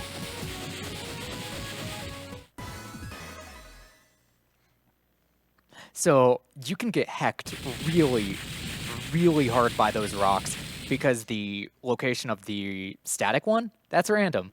The location of the moving one, random. The direction it moves in, random. This is like Mega Man 8 all over again. Having flashbacks. Alright, so now I gotta go find my other friends who are still alive, just but in different parts of the world. So I also need to make a quick little detour, but Zach's house, it's right next to the bus stop, so we're chilling. I'm talking to Zach, finding out about things. I don't know, I haven't read the plot to this game in ages, but I'm on the bus. That's what matters. I'm about to go buy some cloakers. So ideally, I buy 7. No, ideally I buy 8 cloakers here. If I can't buy 8 cloakers, I buy 7 cloakers here. If I can't buy 7 cloakers here, then I need to make another trip back here when I have more Zenny. But I got that 970 Zenny pickup in Loch Mess, which is greatly bolstering my Zenny count, so pretty happy with that. So hopefully I can just buy 8. Yo, I love video games.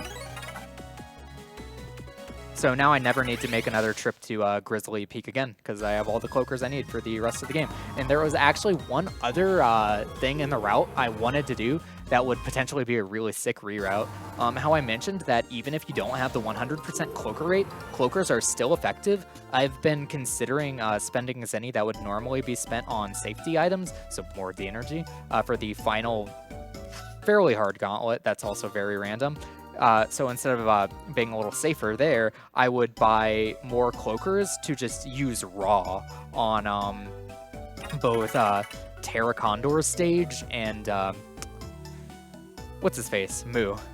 In both of those areas, I will just be relying entirely on run rates and drawing Apollo Flame or my Giga card, which is Avalanche in this version. But the raw cloakers would be helping, and I could have 1 extra raw cloaker right now. But, oh well, this is a marathon, so it might be better, especially since I've never tested using raw cloakers before. But let's ignore that. That route was going to be perfect. That's what I'm going to do in all my future runs, and it's going to be A-okay.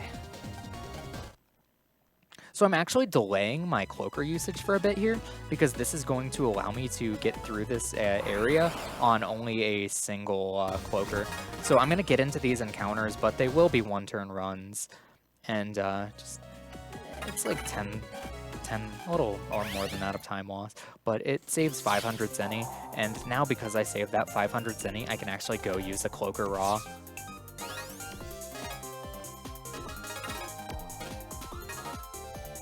And that last Skywave trip, that was absolutely miserable. Now it's a pretty comfy, casual stroll through the park. Just chill with some good music that doesn't get interrupted by the battle theme every 2 seconds.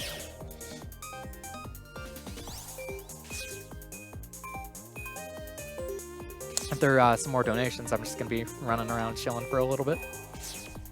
Actually, a couple things. I'd like to do a couple quick shout-outs for Carrie Fry for designing the RPG Limit Break logo, several of our sub-emotes, and some of our promo banners. You can see her work at carriefry.com. That's KARIFRY.com.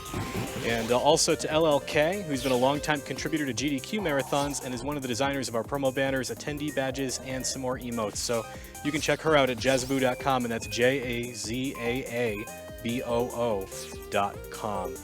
Just a reminder, we're here to support NAMI, which is the National Alliance on Mental Illness. NAMI works to increase the availability of mental health care, promote early identification and intervention, and support mental health caregivers. If you're interested in learning more, you can go to NAMI.org or reach out to NAMI on Twitter at @NAMICommunicate. And now I'm in the next major area of the game, and again, just like Loch Ness, this area goes by pretty quickly because it's basically just talk to a bunch of NPCs, talk to the NPCs again, talk to the NPCs again. Okay, you're at the dungeon. Although the NPCs are here also have some really good names. Yeah, let's ignore that for now. One thing about What's Up is all of the NPCs in this game, they won't talk to you in this area unless you actually start your sentence with "what's up." So they speak the same language, unlike where I needed to get a translator module in Best Village. Now I just need to say "what's up" to everyone. Thanks, localization.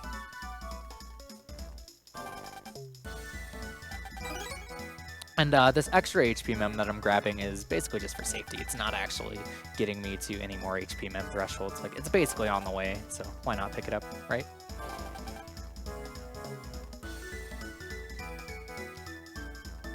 So the thing with this area is, so basically these people worship the lost continent of Mu, and when Bud got warped here, he like fell out of the sky, and since he fell out of the sky, this high priest here, who's actually like an evil jerk, he's making everyone believe that Bud is a Murian god. So yeah, everyone's worshiping him right now, so we gotta go bring him back. We gotta bring him to his senses, so what better way to do that than we gotta go cook him some ginger beef. That actually ends up having nothing to do with ginger, as it turns out. Yeah, all you need to make some spicy ginger beef is onion, egg, beef, rice. That's it. You don't even need a stove or anything. You just use a matter wave. So one encounter here is good, and this is looking like it's a one encounter.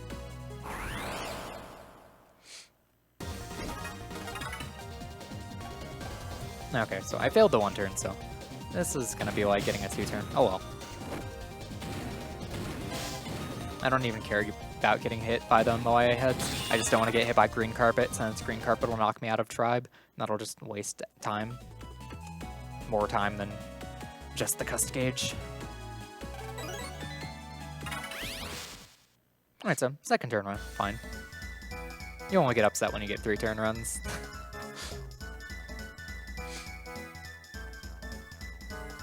So yeah, this scenario is just like really quick because basically right after this I'm going to be fighting another version of Rogue. Did I pick up the beef? I don't think so, no.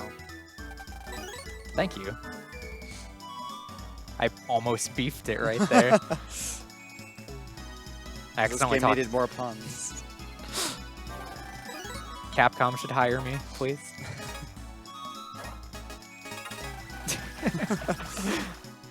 Alright, I'll try to stop. Okay, but yeah, now I'm going to go back into the previous area and Rogue will be there.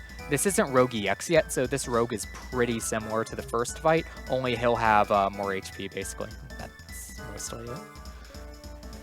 Rogue EX, though, like I said, that's like the only scary boss fight in the entire run.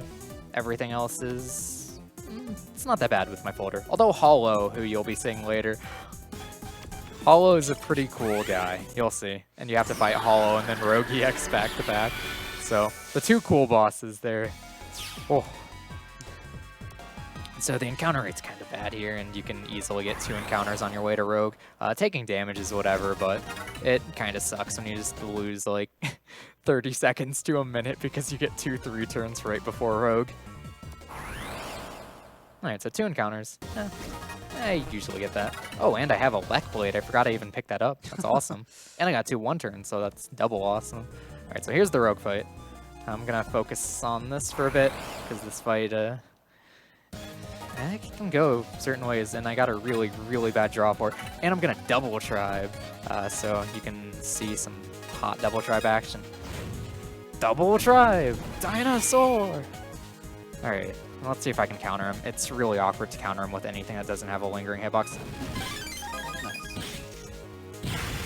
Right! This is why I hate this version of the game. Your Buster Shot causes invincibility frames. And I always forget. And I'm so used to just weaving in charge shots, like, just on everything else, that it's really, really... Vanishing Blazer! It's really awkward for me to, like, realize that I can't weave in charge shots. So there you go. That's Double Tribe. It's pretty cool. Honestly, Double Tribe Saurian's a lot better than Double Tribe Ninja. I really like anti-damage, but while it's fun to use, Super Armor is just kind of better. So you can actually do 2 things with your brother cards, though. You saw I had the option not only to Double Tribe, but I had the option to Roulette.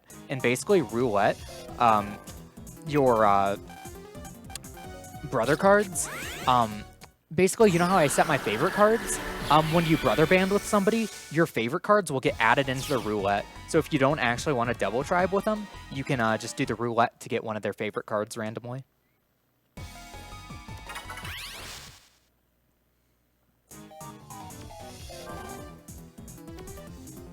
So now basically all I'm doing is I'm just going to run to the tent, then I'm going to be making a loop-de-loop and the Skywave, and then I'm at the dungeon. But why I actually need to get, even in an any % card speedrun where you don't care about having extra ability points, your friendship power, you still want to get this auto brother band, which for me is Rollbuster, because having 300 link power right now is what's required to get a pass key that will open up a shortcut from the Echo Ridge Skywave to the Was Up Skywave. So going like the first way, I'm going to need to go from Was Up through the Mess Village Skywave, then through the Echo Ridge Skywave. So it just saves a lot of time to have this little shortcut.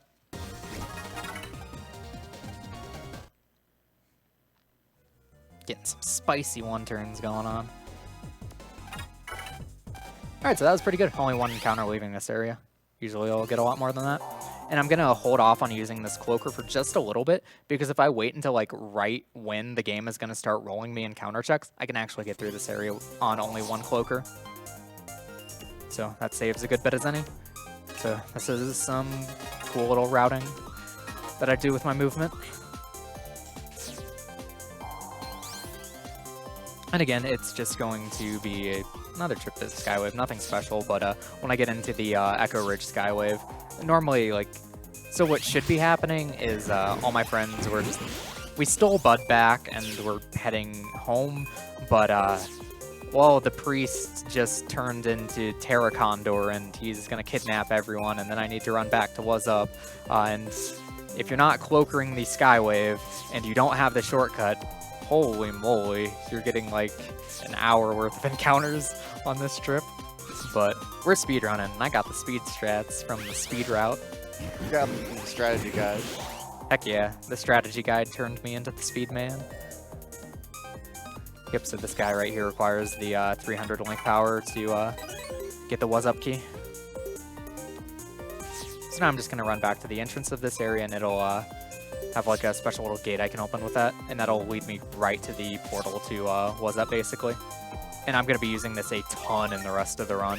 So it's not just saving time right here, but I will be using this shortcut a lot.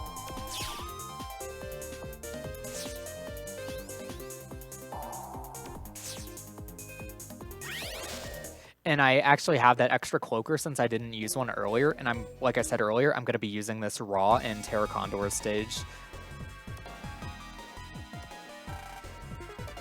So I'm not going to use it right here because the encounter battle levels are actually a little bit different than they are. They're lower than they are in Condor stage. For some reason, I like glanced at that and I thought the pups were one row away from each other because Cancer Bubble only hits one row with the closest enemy and then the enemy right behind it. So since there was a space in between, Cancer Bubble wouldn't have ended that. All right, so now I'm going to pop on my Raw Cloaker.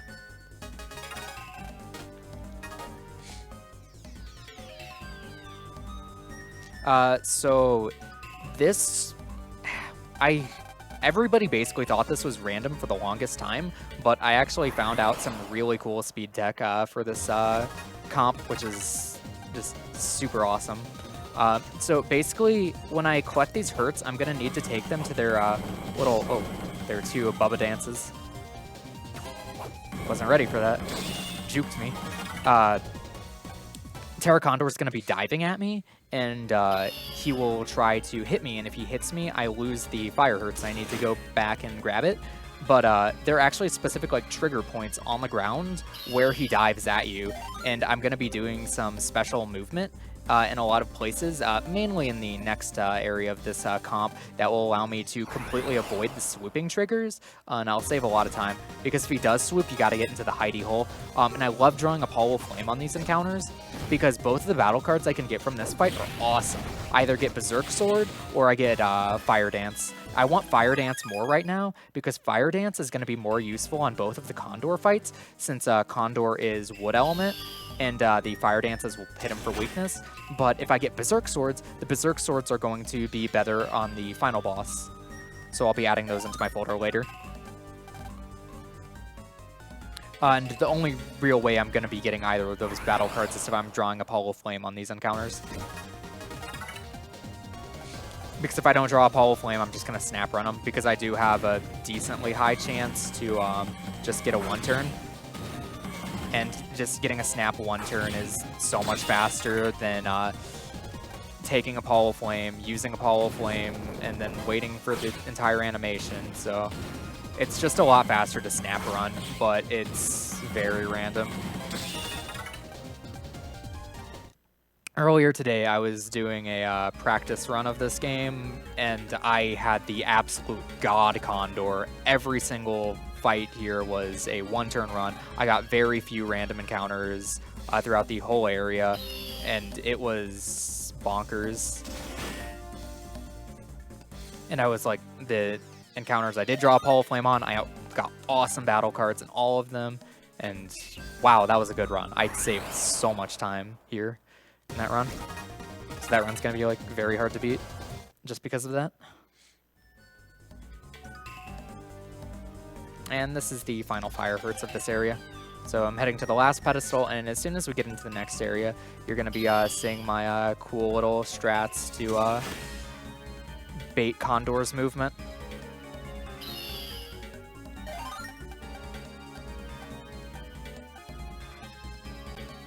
Whoa. Yeah, for some reason, you just have to sit through the whole whoa. You need to know how intense that fire is. And this area is going to introduce, there are going to be like many hurts. And I'm going to start needing to bring multiple hurts to the pedestal, but instead of taking a straight line to the next pedestal, I'm actually going to be running around in some kind of awkward ways, but taking these weird little routes, I'm actually avoiding the swoop triggers for Condor, so now I never need to get into the hidey holes. So this saves a good bit of time.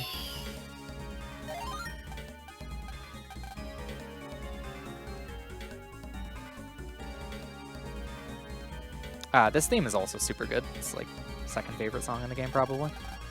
And this is going to be another path I'm taking that's basically the same as the first path I took. But again, this path avoids all of the Condor swoop triggers.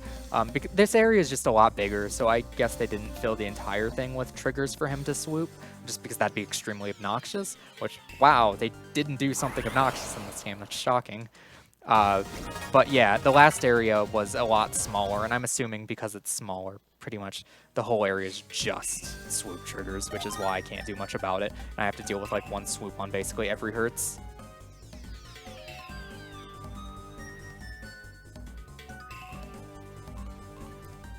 So you're gonna see, again, instead of like, as soon as I get off of this little wave road, I'm going to be running like around the hidey hole, and I'm gonna be like kind of doing a loop-de-loop.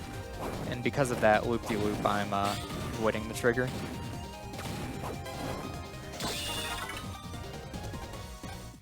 And I also need to be careful with the fire hit guys, because if they hit you on the grass panel, which is what the genies are laying down, I take 260 damage. It's quite a bit. So yeah, by running this way and going around this hidey hole, it avoids the swoop trigger. I want heat upper. If I get green carpet, I'm not gonna use it, but I mean, I still like drawing Apollo Flame just because it guaranteed that encounter instantly ended instead of needing to potentially be a 2 or 3 turn run. So I got green carpet, whatever. It's still good that I just ended the encounter quickly. Alright, and after I get these 2 Mets into their pedestal, Mets? Everything is a Met now. After I get these 2 Mr. Hertz into their pedestal, I am going to do the final pedestal, and this comp is basically over. And this has actually been a pretty good comp, and my first section of it was really solid, and I really enjoyed using a raw cloaker there. I thought it helped out a lot. I don't like going for green mystery waves on this comp just because the encounter rate, but there are some I'll try to pick up. Heavy cannon I don't want at all, but whatever, I got it. It was worth it because you'll get like several thousand Zenny if the green mystery wave is a Zenny one. So that's just an unavoidable swoop trigger right as you're getting on this. Nothing you can do. Any Zenny I'm getting right now would just be for D-Energy though, which is entirely for marathon safety as opposed to speed. But I'm not too concerned about it because there is an extra D-Energy I can pick up in a blue mystery wave in the final dungeon of the game that I will probably get depending on how one of my boss fights goes when entering the area.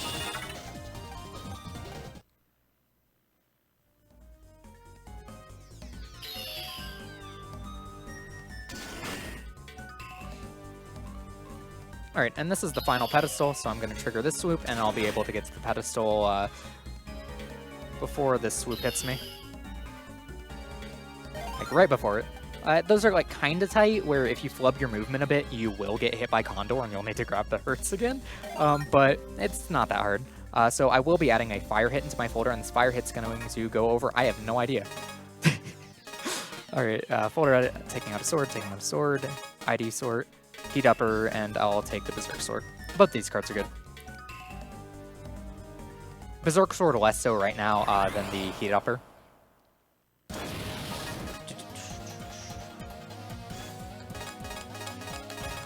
Just take everything, I guess.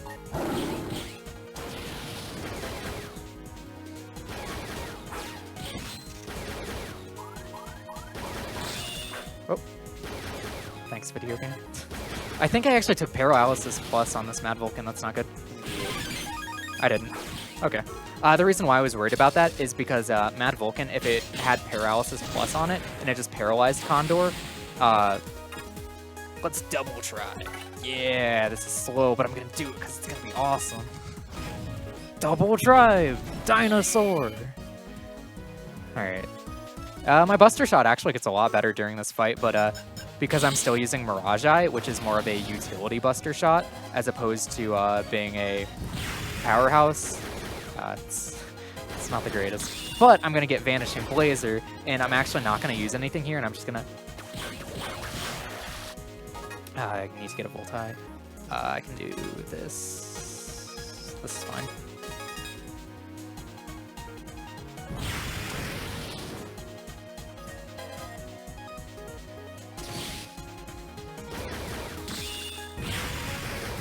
Please give me a Voltai.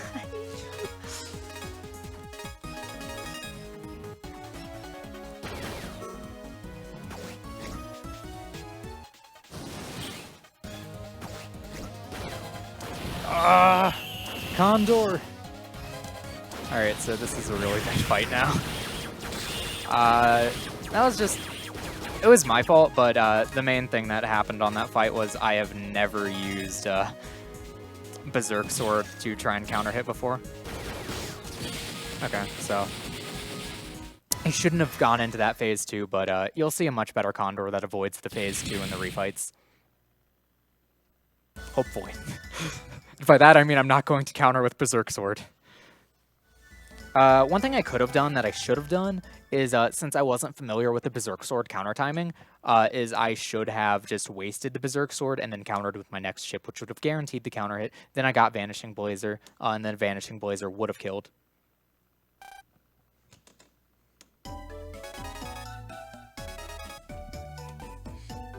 But you got to see double tribe, and that's what's important.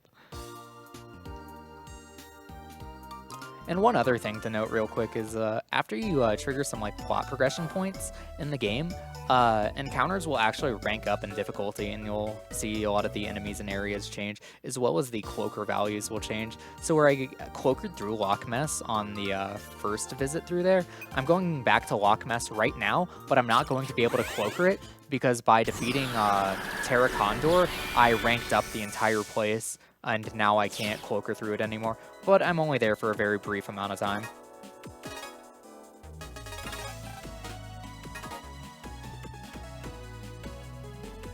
So you will also be seeing me use the shortcut that I unlocked to go to the Was Up Skywave, because that's just a lot faster.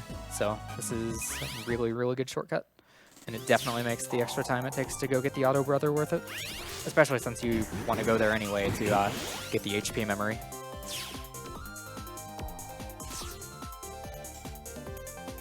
So now I'm finding my final friend, Sonia. Sonia is in Bermuda Maze. And Bermuda Maze is basically right next to the warp from the Echo Ridge Skywave. So get on that warp, and then I'm basically right at Bermuda Maze. But here I'm going to need to go... Apparently there was like an airplane flying around Bermuda Maze, and it had like a projector, but the airplane like busted up or something, and now everything is in the lock. So I got to go dive.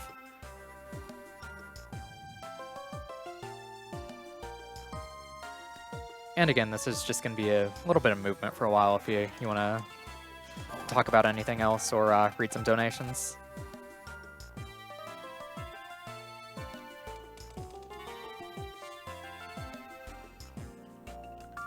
We have a couple coming up here. Yep, we have $10 from Valora.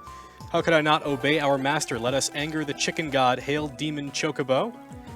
We have another $25 donation from the Dark Raziel, so merci beaucoup.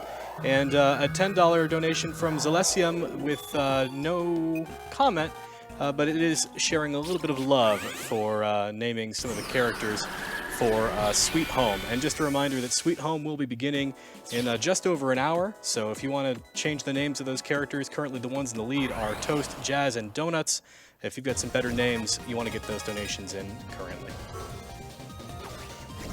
And Apollo Flame is still an absolute pal.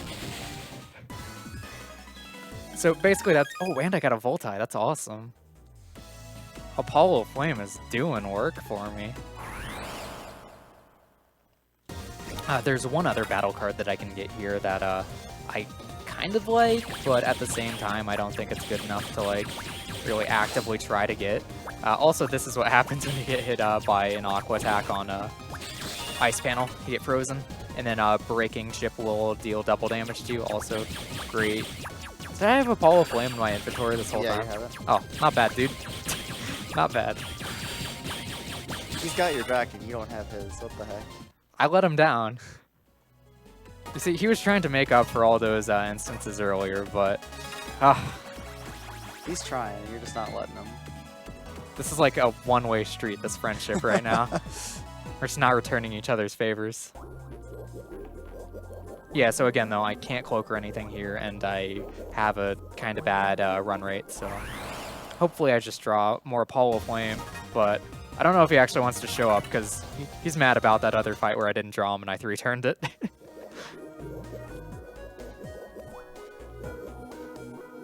It's pretty short though, so I'm like almost at the end right now. So I'll probably get 2 more encounters in here.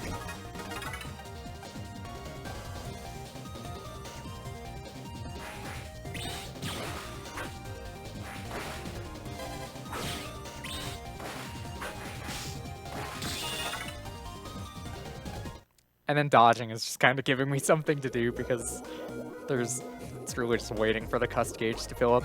One thing that's like real, oh wow, I'm probably gonna get another encounter because of how early this one was.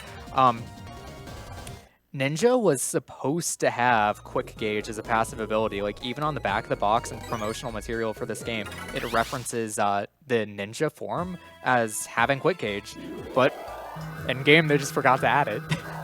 So ninja's just so much worse because there's kind of like a trio of post-game abilities in side select, super armor, and quick gauge. So Saurian gets super armor, Zerker gets side select, and Ninja gets nothing. Okay. It's really sad because Ninja would be... I would still be running on Ninja if you had a quick gauge. I'm not sure if it'd be better than Zerker because it's hard to say, but oh well. Can't win them all. Can't change the past. There was also supposed to be, there were 2 tribes that were removed from the game, which is probably why it's so weird that Zerker is on, the Zerker version is on both cartridges for the game. They removed the Aqua tribe, which was supposed to be based on like pirates, which was awesome, and the Aqua cards in this game are ridiculously powerful and they're all multi-hit. So having an Aqua tribe, if that was in the game, that would be the tribe to speedrun with. And then there was also an Angel tribe, which probably would have buffed null element cards, which would have been pretty cool with stuff like Mad Vulcan. But it also makes sense that there should have been the 4th version in the Aqua tribe, because Saurian has no weakness. So it's like, Saurian's the PvP version. Just because you have basically no weakness, and you have super armor. Both of those things are extremely good in PvP. And this is only talking about PvP without wave command cards. Because if you use wave command cards, you're both just going to be in Tribe King at the start of every fight, and it's going to be just a huge mess. That is one thing that I will say was like kind of a step back from Battle Network, is coming off of like Battle Network 6 especially. Like in Battle Network 4 and 5 still have pretty good PvP. The Battle Network and all of the Star Force games was a massive, massive downgrade. Although if you like spamming swords, go play 3. Swords got buffed so hard in 3. Like where they have a really, really slow startup animation in this game. Swords are like instant in Star Force 3, and they're so good because of it. Well, I mean, they're good for a lot of other reasons, but man, swords are good in 3.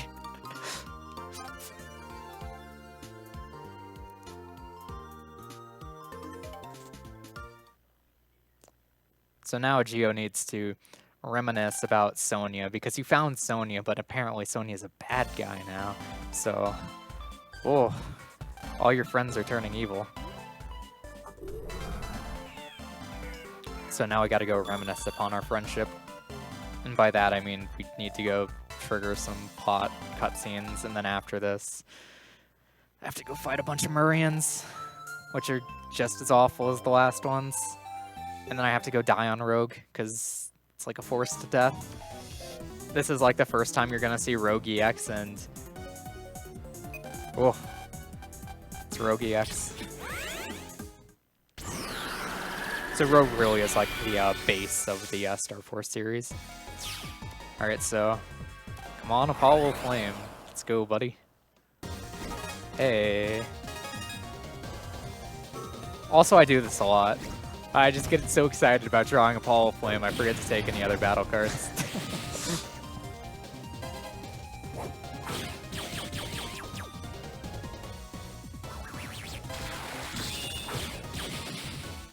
Oh, that was like still pretty good.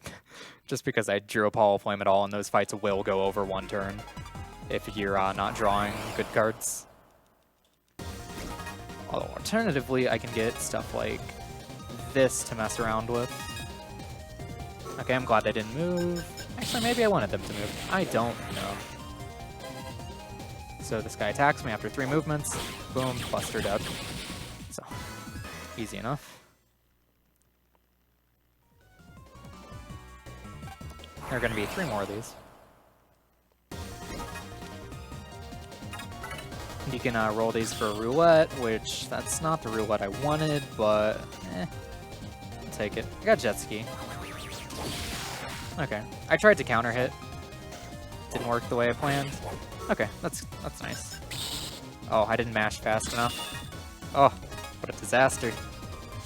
I'll take this because they're gonna trigger their shields as soon as I charge. Sure. You messed up, but you still god game it out.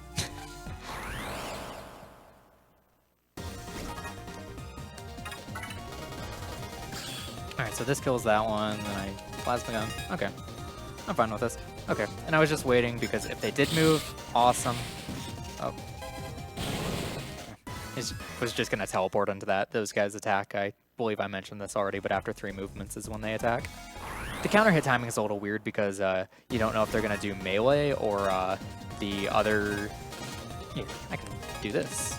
I can show you a counter hit on them. And by that I mean I can miss a counter hit on them. And lose my tribe. It's the name of the game.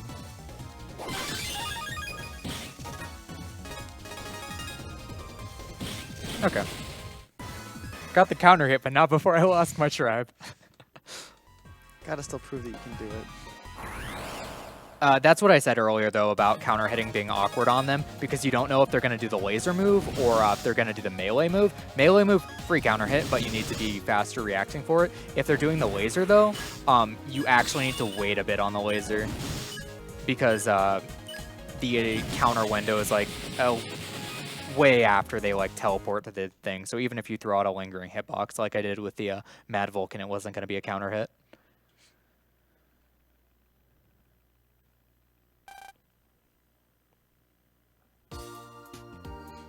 Now I want to go sleep. Gio's feeling bad after that fight. So you're still bummed out. You couldn't rescue Sonya. You just lost to Rogue EX. You couldn't even leave a dent in the guy. So now we're just gonna try and run away again. Except instead of running away, we're gonna run away into some friendship, and they're gonna buck us up, and then we'll be ready to go get Sonya back. So now I'm heading back to Bermuda Maze. Woo! And Sonya's... she is a boss. Harp note. Her AI was not changed at all from Star Force 1, and it's a complete joke.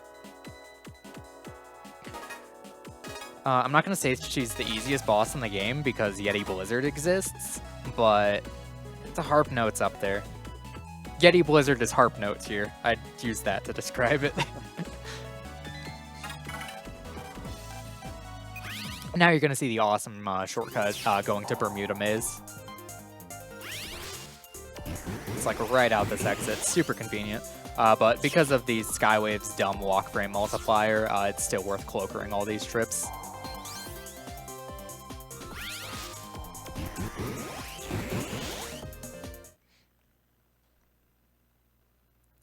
So by the power of friendship, we will duel. Duel to the death. Doesn't sound like the best idea to me, but that's what they're gonna do anyway.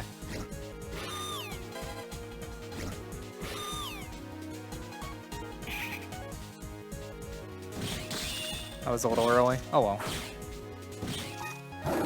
You can make fun of me for missing counter hits on this fight all you want, because I deserve it.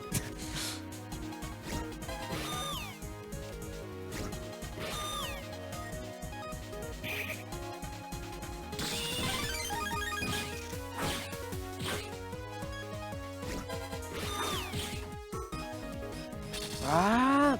Thunderbolt Blade!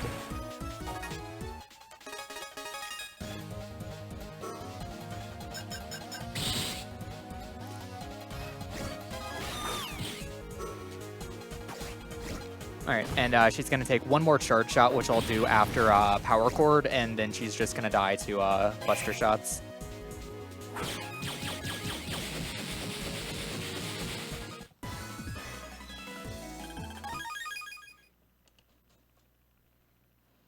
So her pattern, if it wasn't obvious, is she'll summon Amps twice, then if you're in the center row, she goes for Power Chord on you, and if you stay in the center row after Power Chord, instead of doing another set of Amps, she will go for her like kind of pulse attack. It's kind of like Shade Man's chip from Battle Network. I don't know any other way to describe it.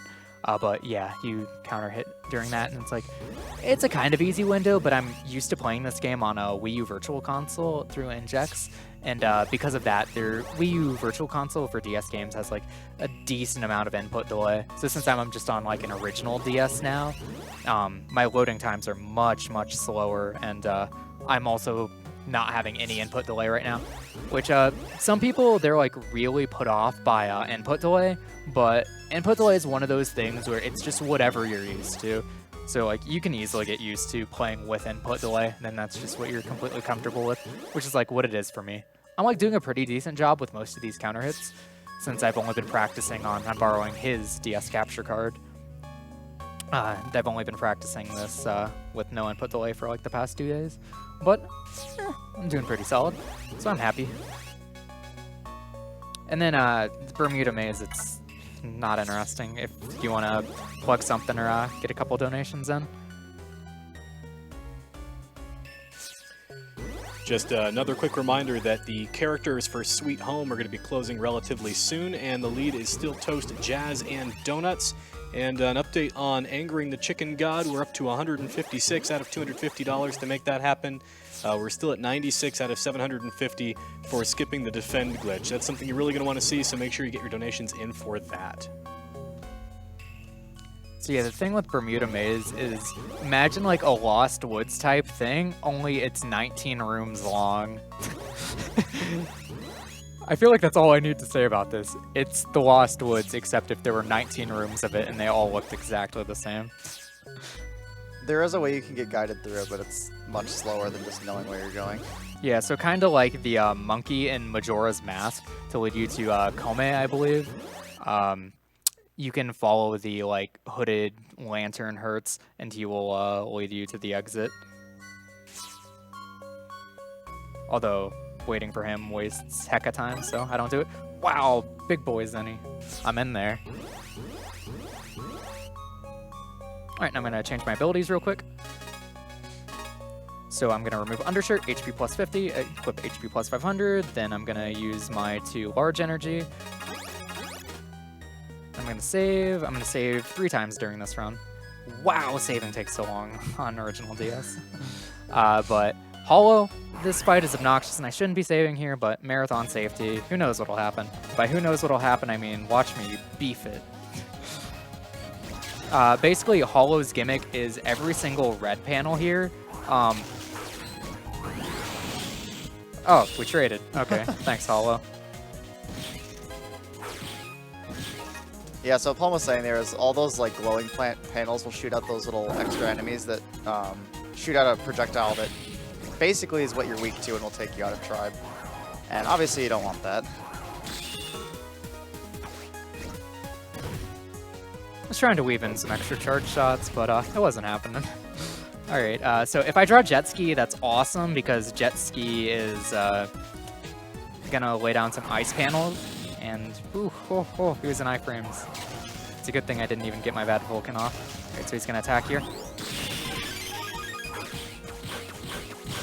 Oh, and I spawned on top of the idiot. Welcome to Hollow.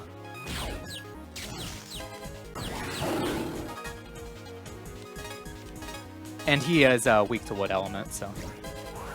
Hollow! The big gimmick of this fight is basically he just tries to spam whatever element you're weak to. So I'm gonna show you what it's like to see. So now that the ice panel's down, enemies won't be able to spawn on that. So now he's confused. There's thunder coming down, I guess. I don't really care. And he also has a move where he can resummon his panels, and if he does that, cool, because he just stands still like an idiot.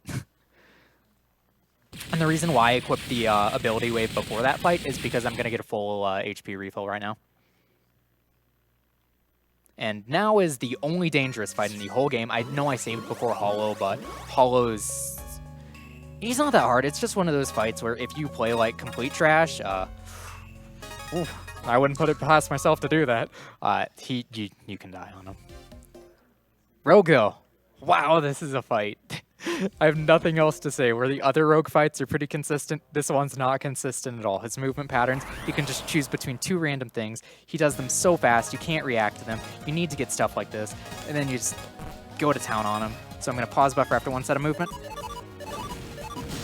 And even then, I pause buffered, and that wasn't enough.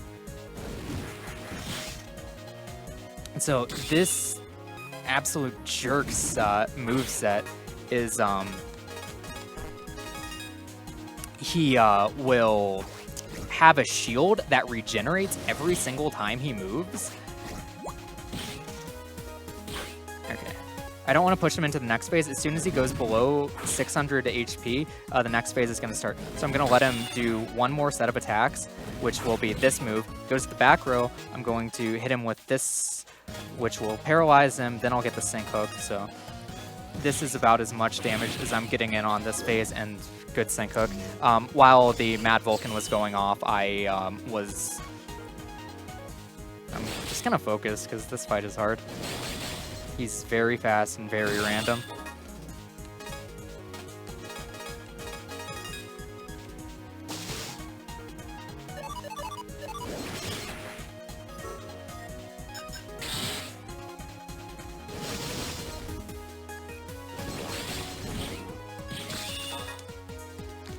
Apollo Flame, my boy.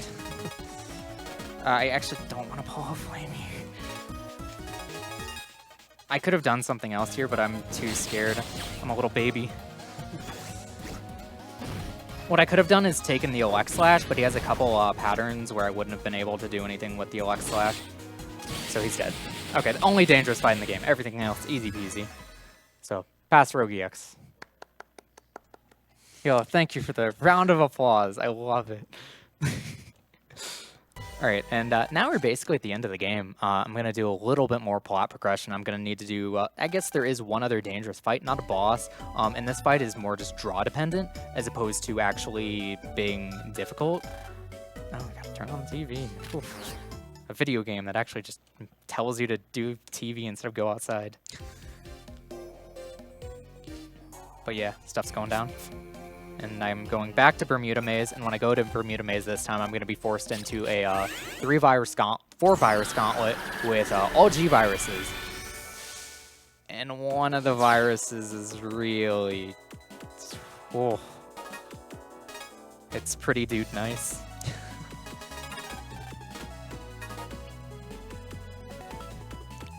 So yeah, again, I know I've been like a broken record about this the entire run. But if I draw Apollo Flame, these fights that could easily kill me, they instantly end on the first turn if I just draw Apollo Flame. It's hard to accurately describe how good Apollo Flame is. Like, just what a good chip. And then right here, just back to Bermuda Maze, but right before I enter Bermuda Maze, I'm going to be saving, just because I can beef it. Saves take so long here. Alright. And so that was like pretty minor marathon safety stuff. Normally I wouldn't do that, and I'd just like risk the run instantly ending. But I don't think anyone here would be very happy if I let the run instantly end right now. Hey. It's here.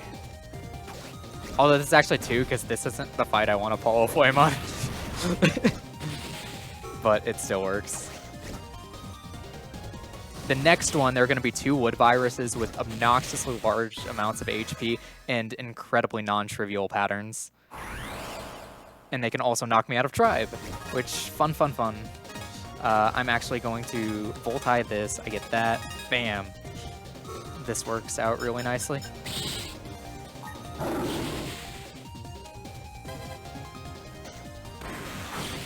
Alright, and now I can focus on this guy, which 1, 2, 3. Oh! I messed up that. Oh well. I can do this, and he's dead. Well, or not. But basically, if you move into their row 1, 2, 3 times, you teleport forward. Here he is, dead. So if I drew Apollo Flame on that one, it would have killed the Mop Lance and the Fox Fu. This is... Ooh, what am I doing? I'm taking this. Okay. I like that. I can work with this.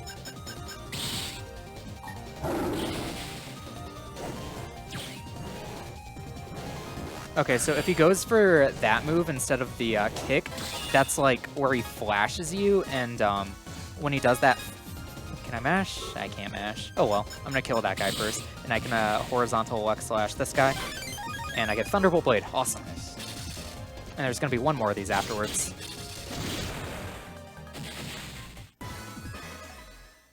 Honestly, enemies that don't flinch you are really nice because you can counter hit through getting hit, which is a big issue with how Star Force 2 does invincibility frames.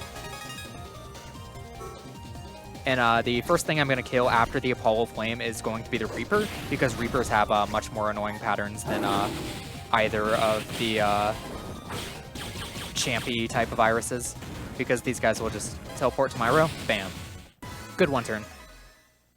So those were the two most dangerous fights in the game. I'm not worried about anything else. And the Undimension, how I mentioned the Undimension previously, and it was... I said the exit was random, and if you go in there, it's just giant empty space where you can get a bunch of random encounters trying to find the exit. The exit to the Undimension there is always in the same spot, so you just run upright, always out.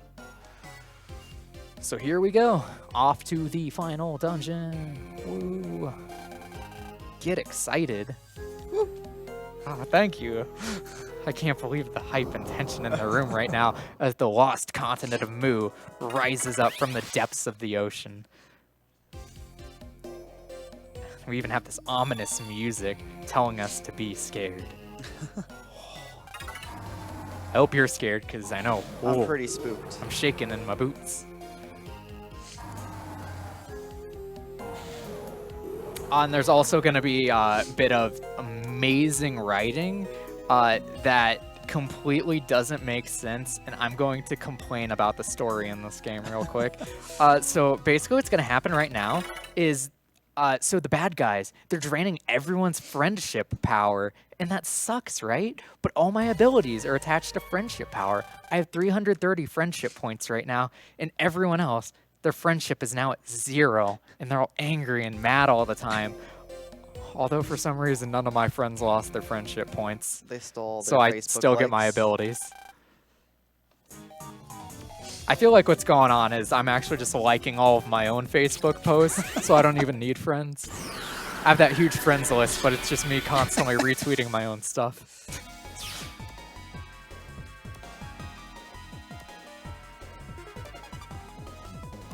So yeah, I'm gonna check their link power. Oh no, they have 0 link power. And her best feature is her clear skin. What wonderful if that's not complexion. doing it for her, I don't know what is. She doesn't need friendship. She has a wonderful complexion. Now I'm gonna go run over into Luna's house and meet with my friends. And I guess this is why we keep our friendship points, because no matter what, we stick with it through thick and thin. We're best buds. We got each other's backs always. Unlike me and Apollo Flame, we have some issues to work out. And now I also just got an email, and you get your version-specific Giga card. And, well, let me tell you, all of these suck a lot, except for Flying Impact on Ninja. Flying Impact on Ninja is pour vous awesome. rappeler That card is qu'il ne faut pas super hésiter good. à bourrer les It's dons. hard to, like, accurately Tous les describe dons how good pendant ce Flying Impact marathon is. seront It's an reversés AoE à la that'll NAMI, instantly qui est end une almost every organisation encounter you draw it on. qui It's milite breaking pour damage. l'accès aux So if you go soins through pour breaking les gens enemies, it hits ayant some of the more un bounce handicap enemies mental or ou weakness. autre. C'est que sur le You don't territoire need to worry américain, about mais toute cette obstacles like recherche cubes, forcément which will be in a aidera lot of à spots. soigner tout ça dans le monde. Même si on est en avance 2000 pour les Wow, prochaines I'm rich. incentives françaises, probably donc because I Krawek got dans that, Secret of big, Evermore et Louis la big bucks Brocante, la in, légende Bermuda Maze. sur Diablo 2, n'hésitez pas à prendre de l'avance, même si c'est juste pour le beau geste de faire un don pour la recherche. On s'excuse encore pour le manque de commentaires sur ce jeu. Il y a eu un And I need petit to go through imprévu. Bermuda Maze one more time, Je vous laisse 'cause en I'm tout heading over cas to the Lost profiter Continent. But we're the last de la fin de la trip through run. Bermuda N'hésitez pas aussi, Maze si vous commandez un to t-shirt just sur get The to some Yeti, random il y aura bosses. 3 That dollars was qui seront 19 rooms long. reversés Now I only need to go pour through la like Nami. 5. Donc voilà, I only need to go amusez-vous through like bien, 5 to get to the final profitez dungeon. et ne vous inquiétez pas, il y aura And un one petit thing to peu de note is why français I'm like not d'ici even une close bonne to Bermuda demi-heure à la Maze fin de cette is run. because the walk Passez une bonne frame journée, les biens. multiplier is like 0.5 or something here, so the encounter rate is reduced because of that. And you're changing areas constantly, so the step counters constantly reset.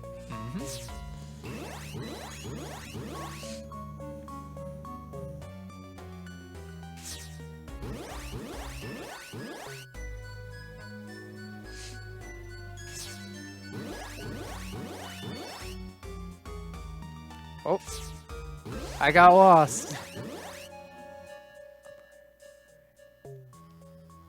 Okay, I think I'm going here.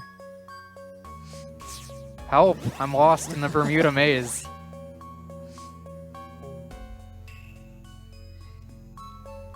Oh my god, just get me out of here.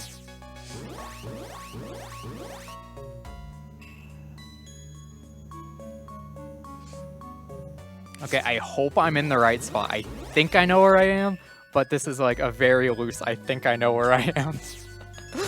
Remembering 5 rooms is really hard compared to remembering 20 rooms. Alright, I made it. My memory saved me. The only time I will ever say that in life. Alright, we're chilling. And now I gotta go fight Phantom Black EX, and this is basically sort of my gauge for how Moo is gonna go, is either my Phantom Black fight is gonna be awesome and I'm gonna own it in God Game, or I completely beef it and my Moo is gonna be terrible. Alright, let's God Game it out. Come on, boys. And by that I mean I'm just gonna Hail Mary this. Good game. Yeah, so his movement is entirely random. I just completely guessed with that Mad Vulcan. That's really how you have to counter a lot of enemies in this game, is you just need to guess when they're gonna attack you.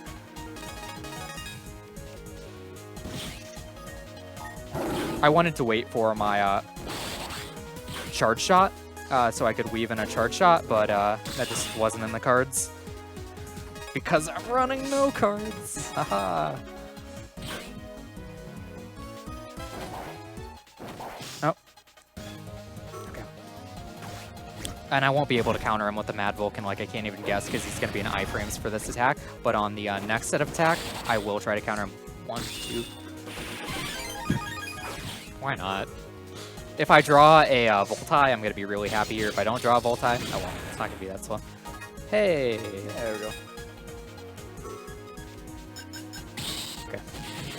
Alright, so I took a hit there, but good fight. So, I'm feeling Moo. I'm feeling this. Alright, so welcome to the hardest area in the game. I say hard very loosely, it's just annoying. Alright, so in case you didn't think this was a DS game with constantly switching between the top and bottom screen, now I get to draw. The only time the touchscreen is really used in this game. And that's awesome. So if I draw Avalanche on a lot of fights, Avalanche can instantly end them. And I want Volti too. If I get Volti too, thumbs up. If I don't, I was gonna get the Buki because there were 2 of the Buki viruses. Buki is actually a decent card. I should probably put it in my folder. It does very high damage, and damage is really all I'm looking for on the Lemu fight.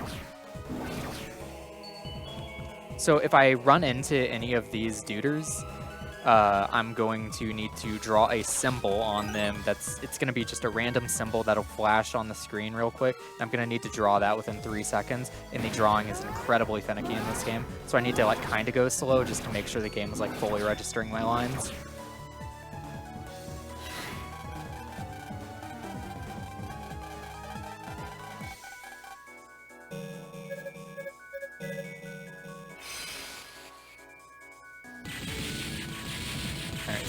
That's cool. Run past here. And, ooh, dodge that. I felt like running back and going around that way would be a little faster than needing to draw a symbol and wait through the explosion animation for one of the Murians. And it worked out. And it almost didn't work out.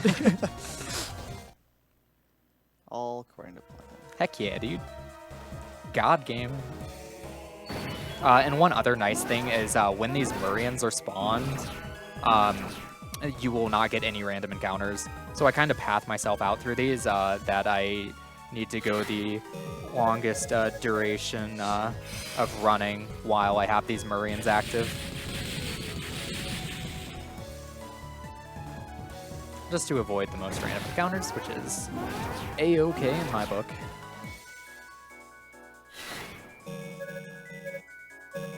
Yeah, like the upper left diagonal line that I drew, I actually did draw that line, but I went a little too fast and it didn't register. So that's why I kind of go a little bit slow on some of the lines, because you need to be pretty careful, because they really want you to just exact a straight 1 point to 1 point. Any sort of deviation or going from 1 point to 1 point too fast and the line doesn't register. It's really not that bad. It's just one of those things where if you're trying to like super speed it and you got turbo mode on, you're probably not drawing it correctly. Okay, so I'm actually fine with this. There are two things that can attack me. Well, actually, there's only one thing that can attack me, because the Reaper will never spawn. If the Reaper spawned in the top right corner, like an actual smart enemy, he would realize, oh, just like that. Oh man, his AI got improved. Capcom patched him. I can't handle this. I was gonna say if the Reaper just spawned there, he could get the diagonal scythe to go on me. Which I shouldn't have said anything, because apparently he learned.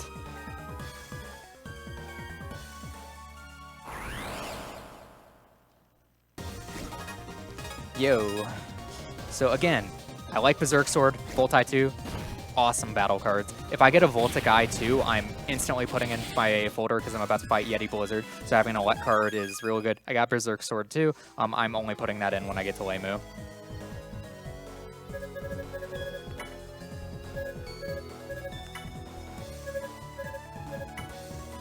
And since I'm not worried about the time limit on these guys and messing up and getting into an encounter, I take those much faster, since if they do get messed up, it's kind of a rel. And in the bottom left, there's a Priest comp where I can get a free D-Energy there, which I do during a lot of runs for safety reasons, but I'm not doing that here because I just got the big boys any pickup.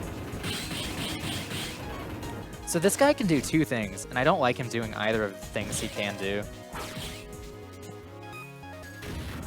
So, please, he gave me the good pattern.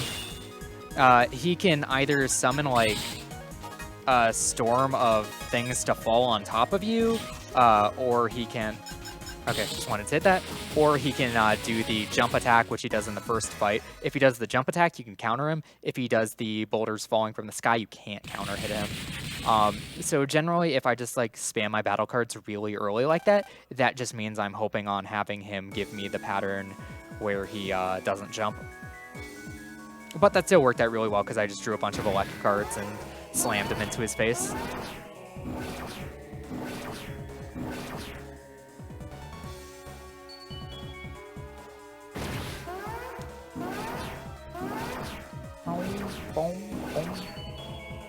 I love the sirens in this game. They make this area feel very tense.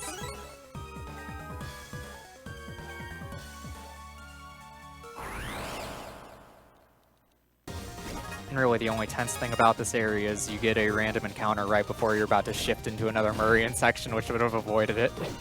But both of these battle cards I'm getting in this fight, awesome. I'm really happy with either one. Really happy with that.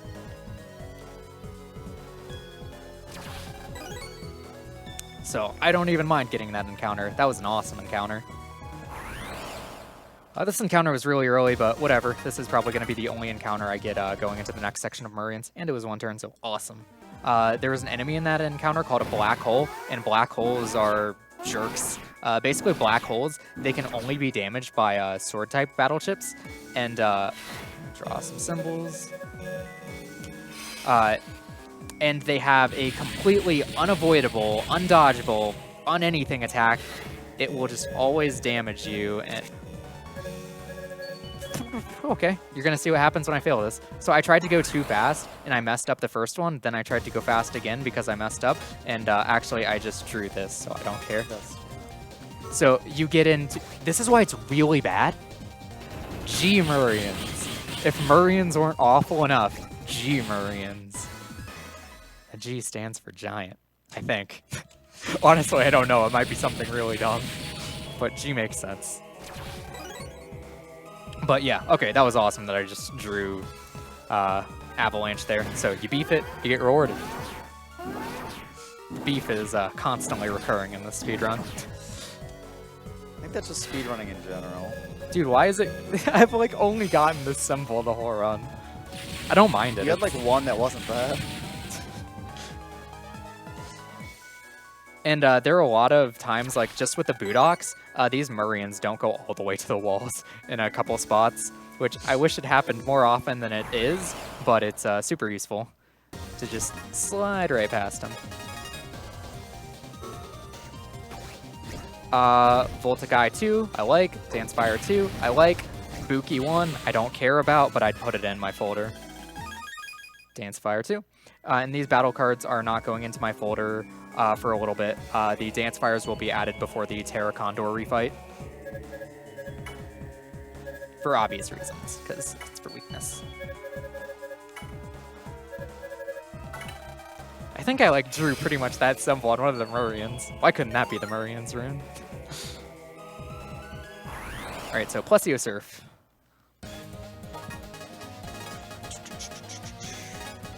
Counter with this, counter, boom. And I'm not going to double tribe because all double tribing here means is I get smacked in the face for weakness. And this Avalanche will break one of the rocks and deal 400 damage in addition to freezing Plesio Surf. That really wasn't the rock I wanted it to break, but that's how the cookie crumbles.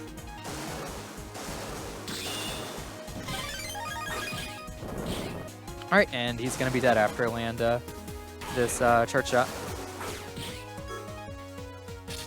Ah! Thunderbolt Blade! Alright, so there we go. Do you want to get the next Link Force Big Bang? I guess. Alright. I'll swap up some voice actors real quick. Gotta get some variety in here.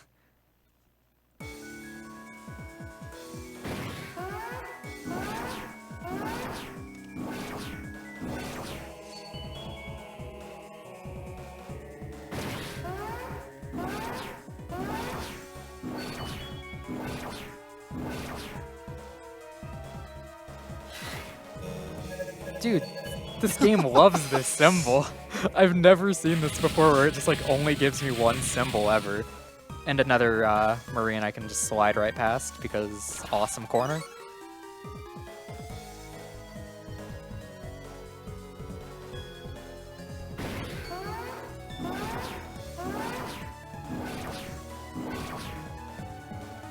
Another quick bout. Going through here. I'm getting hecked over. Okay, a different symbol. I don't mind that at Murian. He gave me something new. Square. That was an entirely non-trivial... Oh, door back. Yeah, we had a little break. It's fine. Alright, I saw the square. That's all I needed in my life.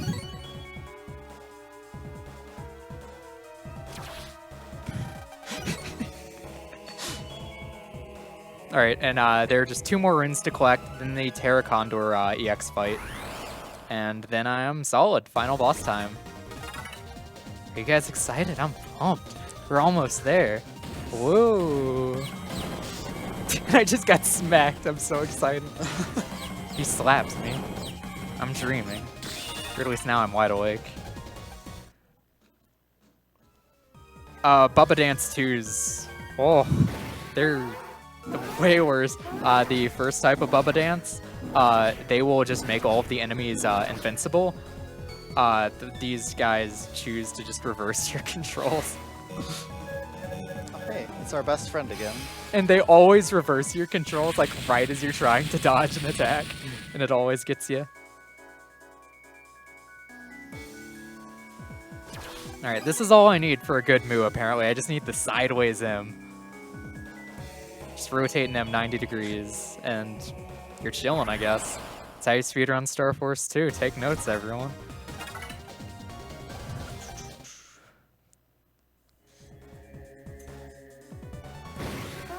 And I'm going to be getting this blue mystery wave right after this. It actually depends on if I instantly encounter this. Okay, I didn't. I just love seeing new symbols. I want variety in my drawing career. Oh, just gonna slowly wait behind that guy. If only he turned around. He could have done his job properly. Now I got Kaiser Knuckle. Now my weapon is actually good. Because as soon as you get your Tribon, you lose the confusion effect on Mirage Eye, and then you just do the game with an incredibly weak Buster. But it still doesn't really matter, because like the main thing with my Buster is it paralyzes. Like, it's better than any amount of damage it could do. Not really, but I'm gonna convince myself that. Oh. Oh, and I remember this symbol because it looks like the freaking bubble flower from the third one, Paper Mario, that you get in like the sun petal metal area. Flower Fields. Go easy on me. I haven't played that game in like 10 years. Wow. Disgusting. And I'm gonna figure out what I'm taking out here. White sword, Mad Vulcan. Actually, kind of want the Mad Vulcan. These go in, Berserk Sword goes in. So the Buki can go in. So I'm gonna be adding the Buki, and I want the Recovery 10. I want 3 Invisibles.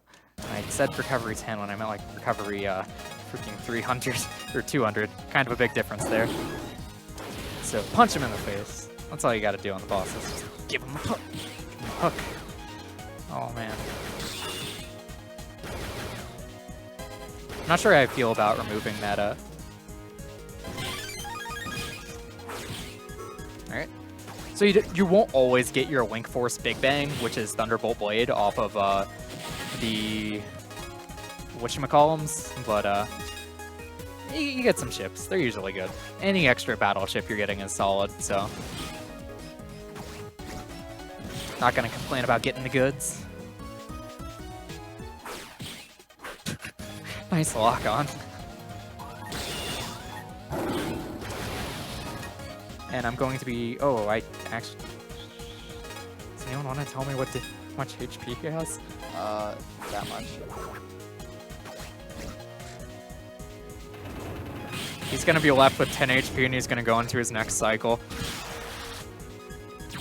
Never mind. Nice. I'm just going to get knocked out of Tribe, but it doesn't even matter because instead of him just leaving away, he would have done his next cycle, which is where he just spawns the barrage of missiles, which I don't want to see that. No one wants to see extra missiles.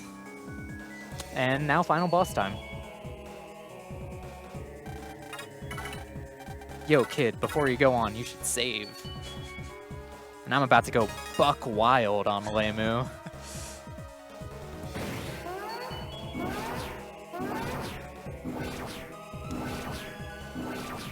You guys ready for me to go buck wild? Oh, I was really worried I was just gonna smack into that encounter and I didn't have my stylus ready. I wanted to go buck wild on me.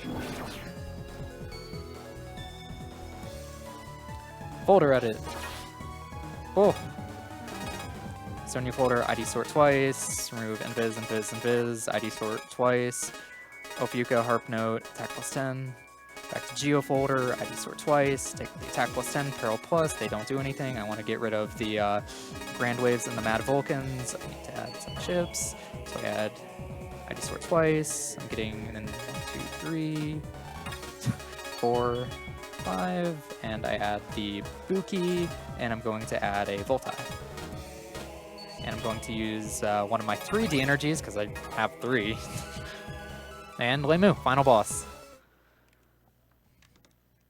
Do you want to explain Lemu? I think I told you how this fight works. I kind of understand. Just the first phase. Yeah, so pretty much this phase is broken up into 2 main parts. The first phase, you're not going to see any damage happening to it, but you're going to notice this little blue kind of glowy symbol thing in the middle is going to start shifting towards red. That basically takes a certain amount of damage to go into the next phase. 800, yeah. So there will be damage being done to the boss technically, but you're really not seeing it.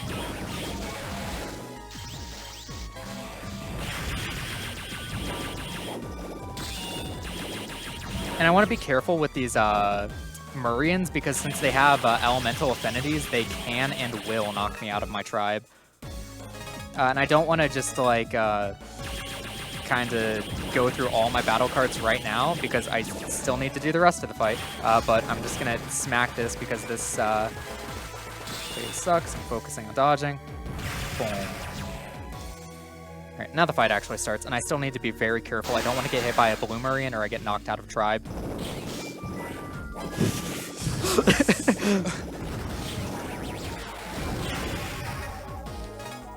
I'm gonna Berserk Sword this and just pray I don't spawn on a freaking ding-dong.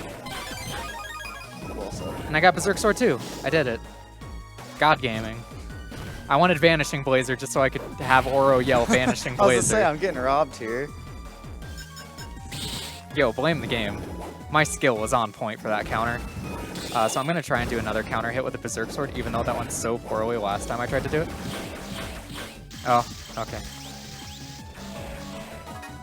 And Voltai, because that'll deal damage during this phase. I'll actually counter hit him next phase with the Mad Vulcan.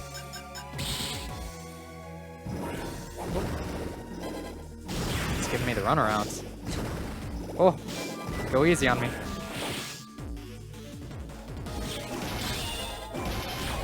That doesn't really matter. I know how that card works. Don't tell me. I can play video games. Just ignore what just happened. That would speak to the contrary. Alright, that was actually completely pointless to use in Vizier, but I did it anyway, and I'm gonna say it was awesome, and Lemu's dead. Yeah. And a counter hit on the final hit. Nice. Seems good. There Up high for that. I didn't get to finish the fight with Vanishing Blazer, but do you want to say Vanishing Blazer anyway? Vanishing Blazer. Whoa. Check out that sick voice acting. In our hearts, I finished him off with Vanishing Blazer. You just have to believe, okay? Alright, and time is coming up super soon as I lose control of Mega Man, which I will just tell you. So as soon as I reach the top of stairs, so time. Alright, so that's Mega Man Star Force 2. This is a good game, and apparently nobody knew that Geo was Mega Man, but now there's this scene where everyone has a TV in front of them, so they can see Geo dying to Lemu in real time. So, just like you're watching on stream, this is the alternate reality where Geo beefs it. But yeah, now everyone knows that he's Mega Man, so there you go. No one is scared anymore. I did it. Power of friendship prevails. The power of the PAL version of the game, replacing blank cards with Zenny.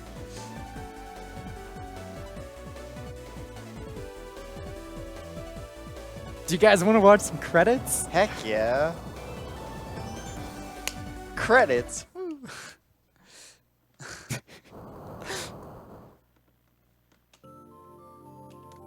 These are some pretty comfy credits, though. Yeah, so one thing that I should have been doing if I knew I was going to go through the credits is IGT, since this was single segment and my IGT is relevant.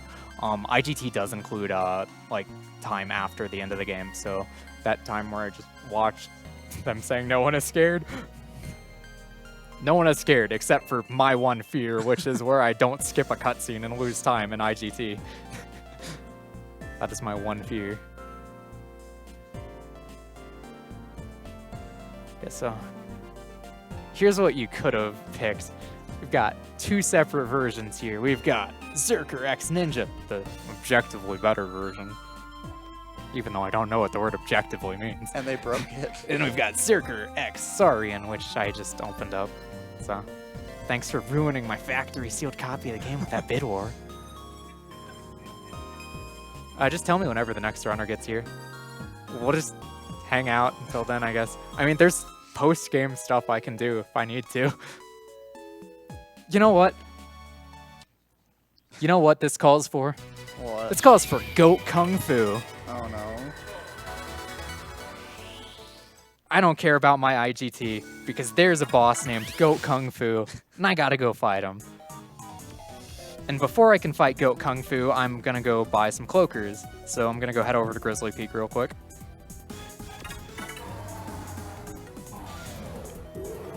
I contemplated doing this mid-run, but I kind of just wanted a better time as opposed to showing off cool bosses. Yeah, I'm really happy with that run.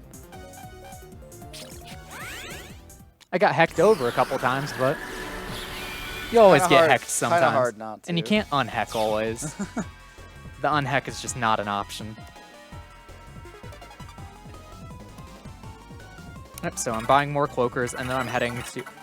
I'm buying Cloaker, and then I'm heading over to Loch Mess. After you defeat Plesio Surf, Kid Grupp will appear in Mess Village, and you can talk to him, and then you can go over and hang out with Kung Fu Kid, or Go Kung Fu, which is the better name. So again, just like a couple quick shout-outs I want to give. Huge shout-out to Prof9. Like, this speedrun would be none of the Star Force games. Like, I've all heavily rerouted them. All of my reroutes have basically revolved around info dumps that I've picked up from Prof. So Prof was just like a massive player in how these Star Force games are as speedruns right now. And then there's also, like I said, K. There's actually a decently active Japanese community for the game, and they're all pretty cool. So there's like Zazuro, I think Kira, K. It's the Japanese runners I remember off the top of my head. And then K again is doing commentary for the Japanese Restream.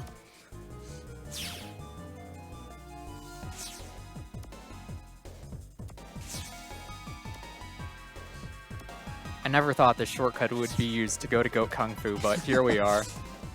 One of my favorite parts about Goat Kung Fu, though, as a boss, is if you remember when I interacted with these sheep earlier in the run and they made this bah noise, well, that's all Kung Fu Kid does, because apparently goats and sheep are the same thing. And even the power of Kung Fu can't get him to stop saying bah.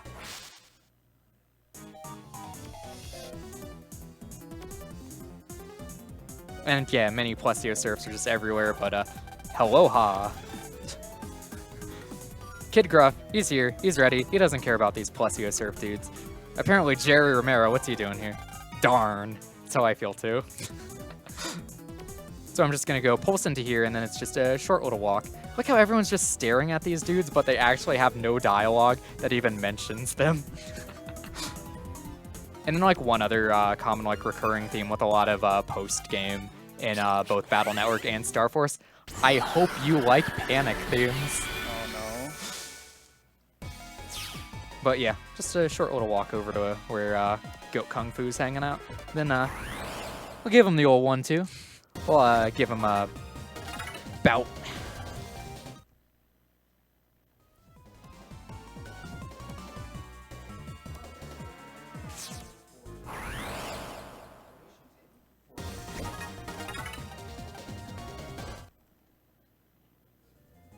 Alright, we're almost there. Just gotta take a few more zippy zooms. Bah! Bah! I do feel like sparring. Right on. Right on! Now you can appreciate Goat Kung Fu in his full glory. Alright, I've never practiced this fight before. I only have a vague understanding of what his attacks are like, so... Oh, he also likes to take you out of tribe because... Okay. Oh, I had Voltai. Whoops. Do we have time for a quick update? Yeah, we do. This Okay. fight's almost over. So we have a couple more minutes until we start up with Sweet Home, and if you want to get your donations in for naming the characters, the top 3 names will be used for this run. Currently, we still have Toast, Jazz, and Donuts. with $40 and $28 respectively. So if you want to have one of the characters named something else, you need to get your donations in quick. Runners here, so we're good. All right, so there you go. That's Goat Kung Fu. You got some hot ba action in. So I showed off my favorite wave change in the whole series. Thanks for watching. Thanks for tuning into the Limit Break and donating. Take it easy, everyone.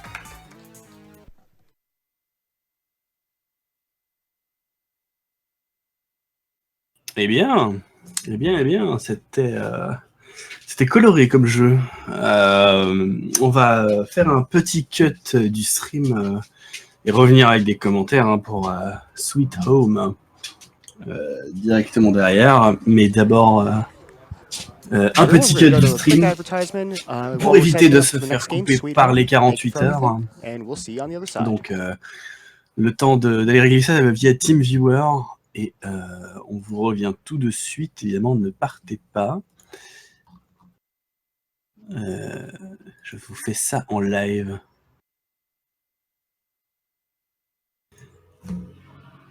Tac.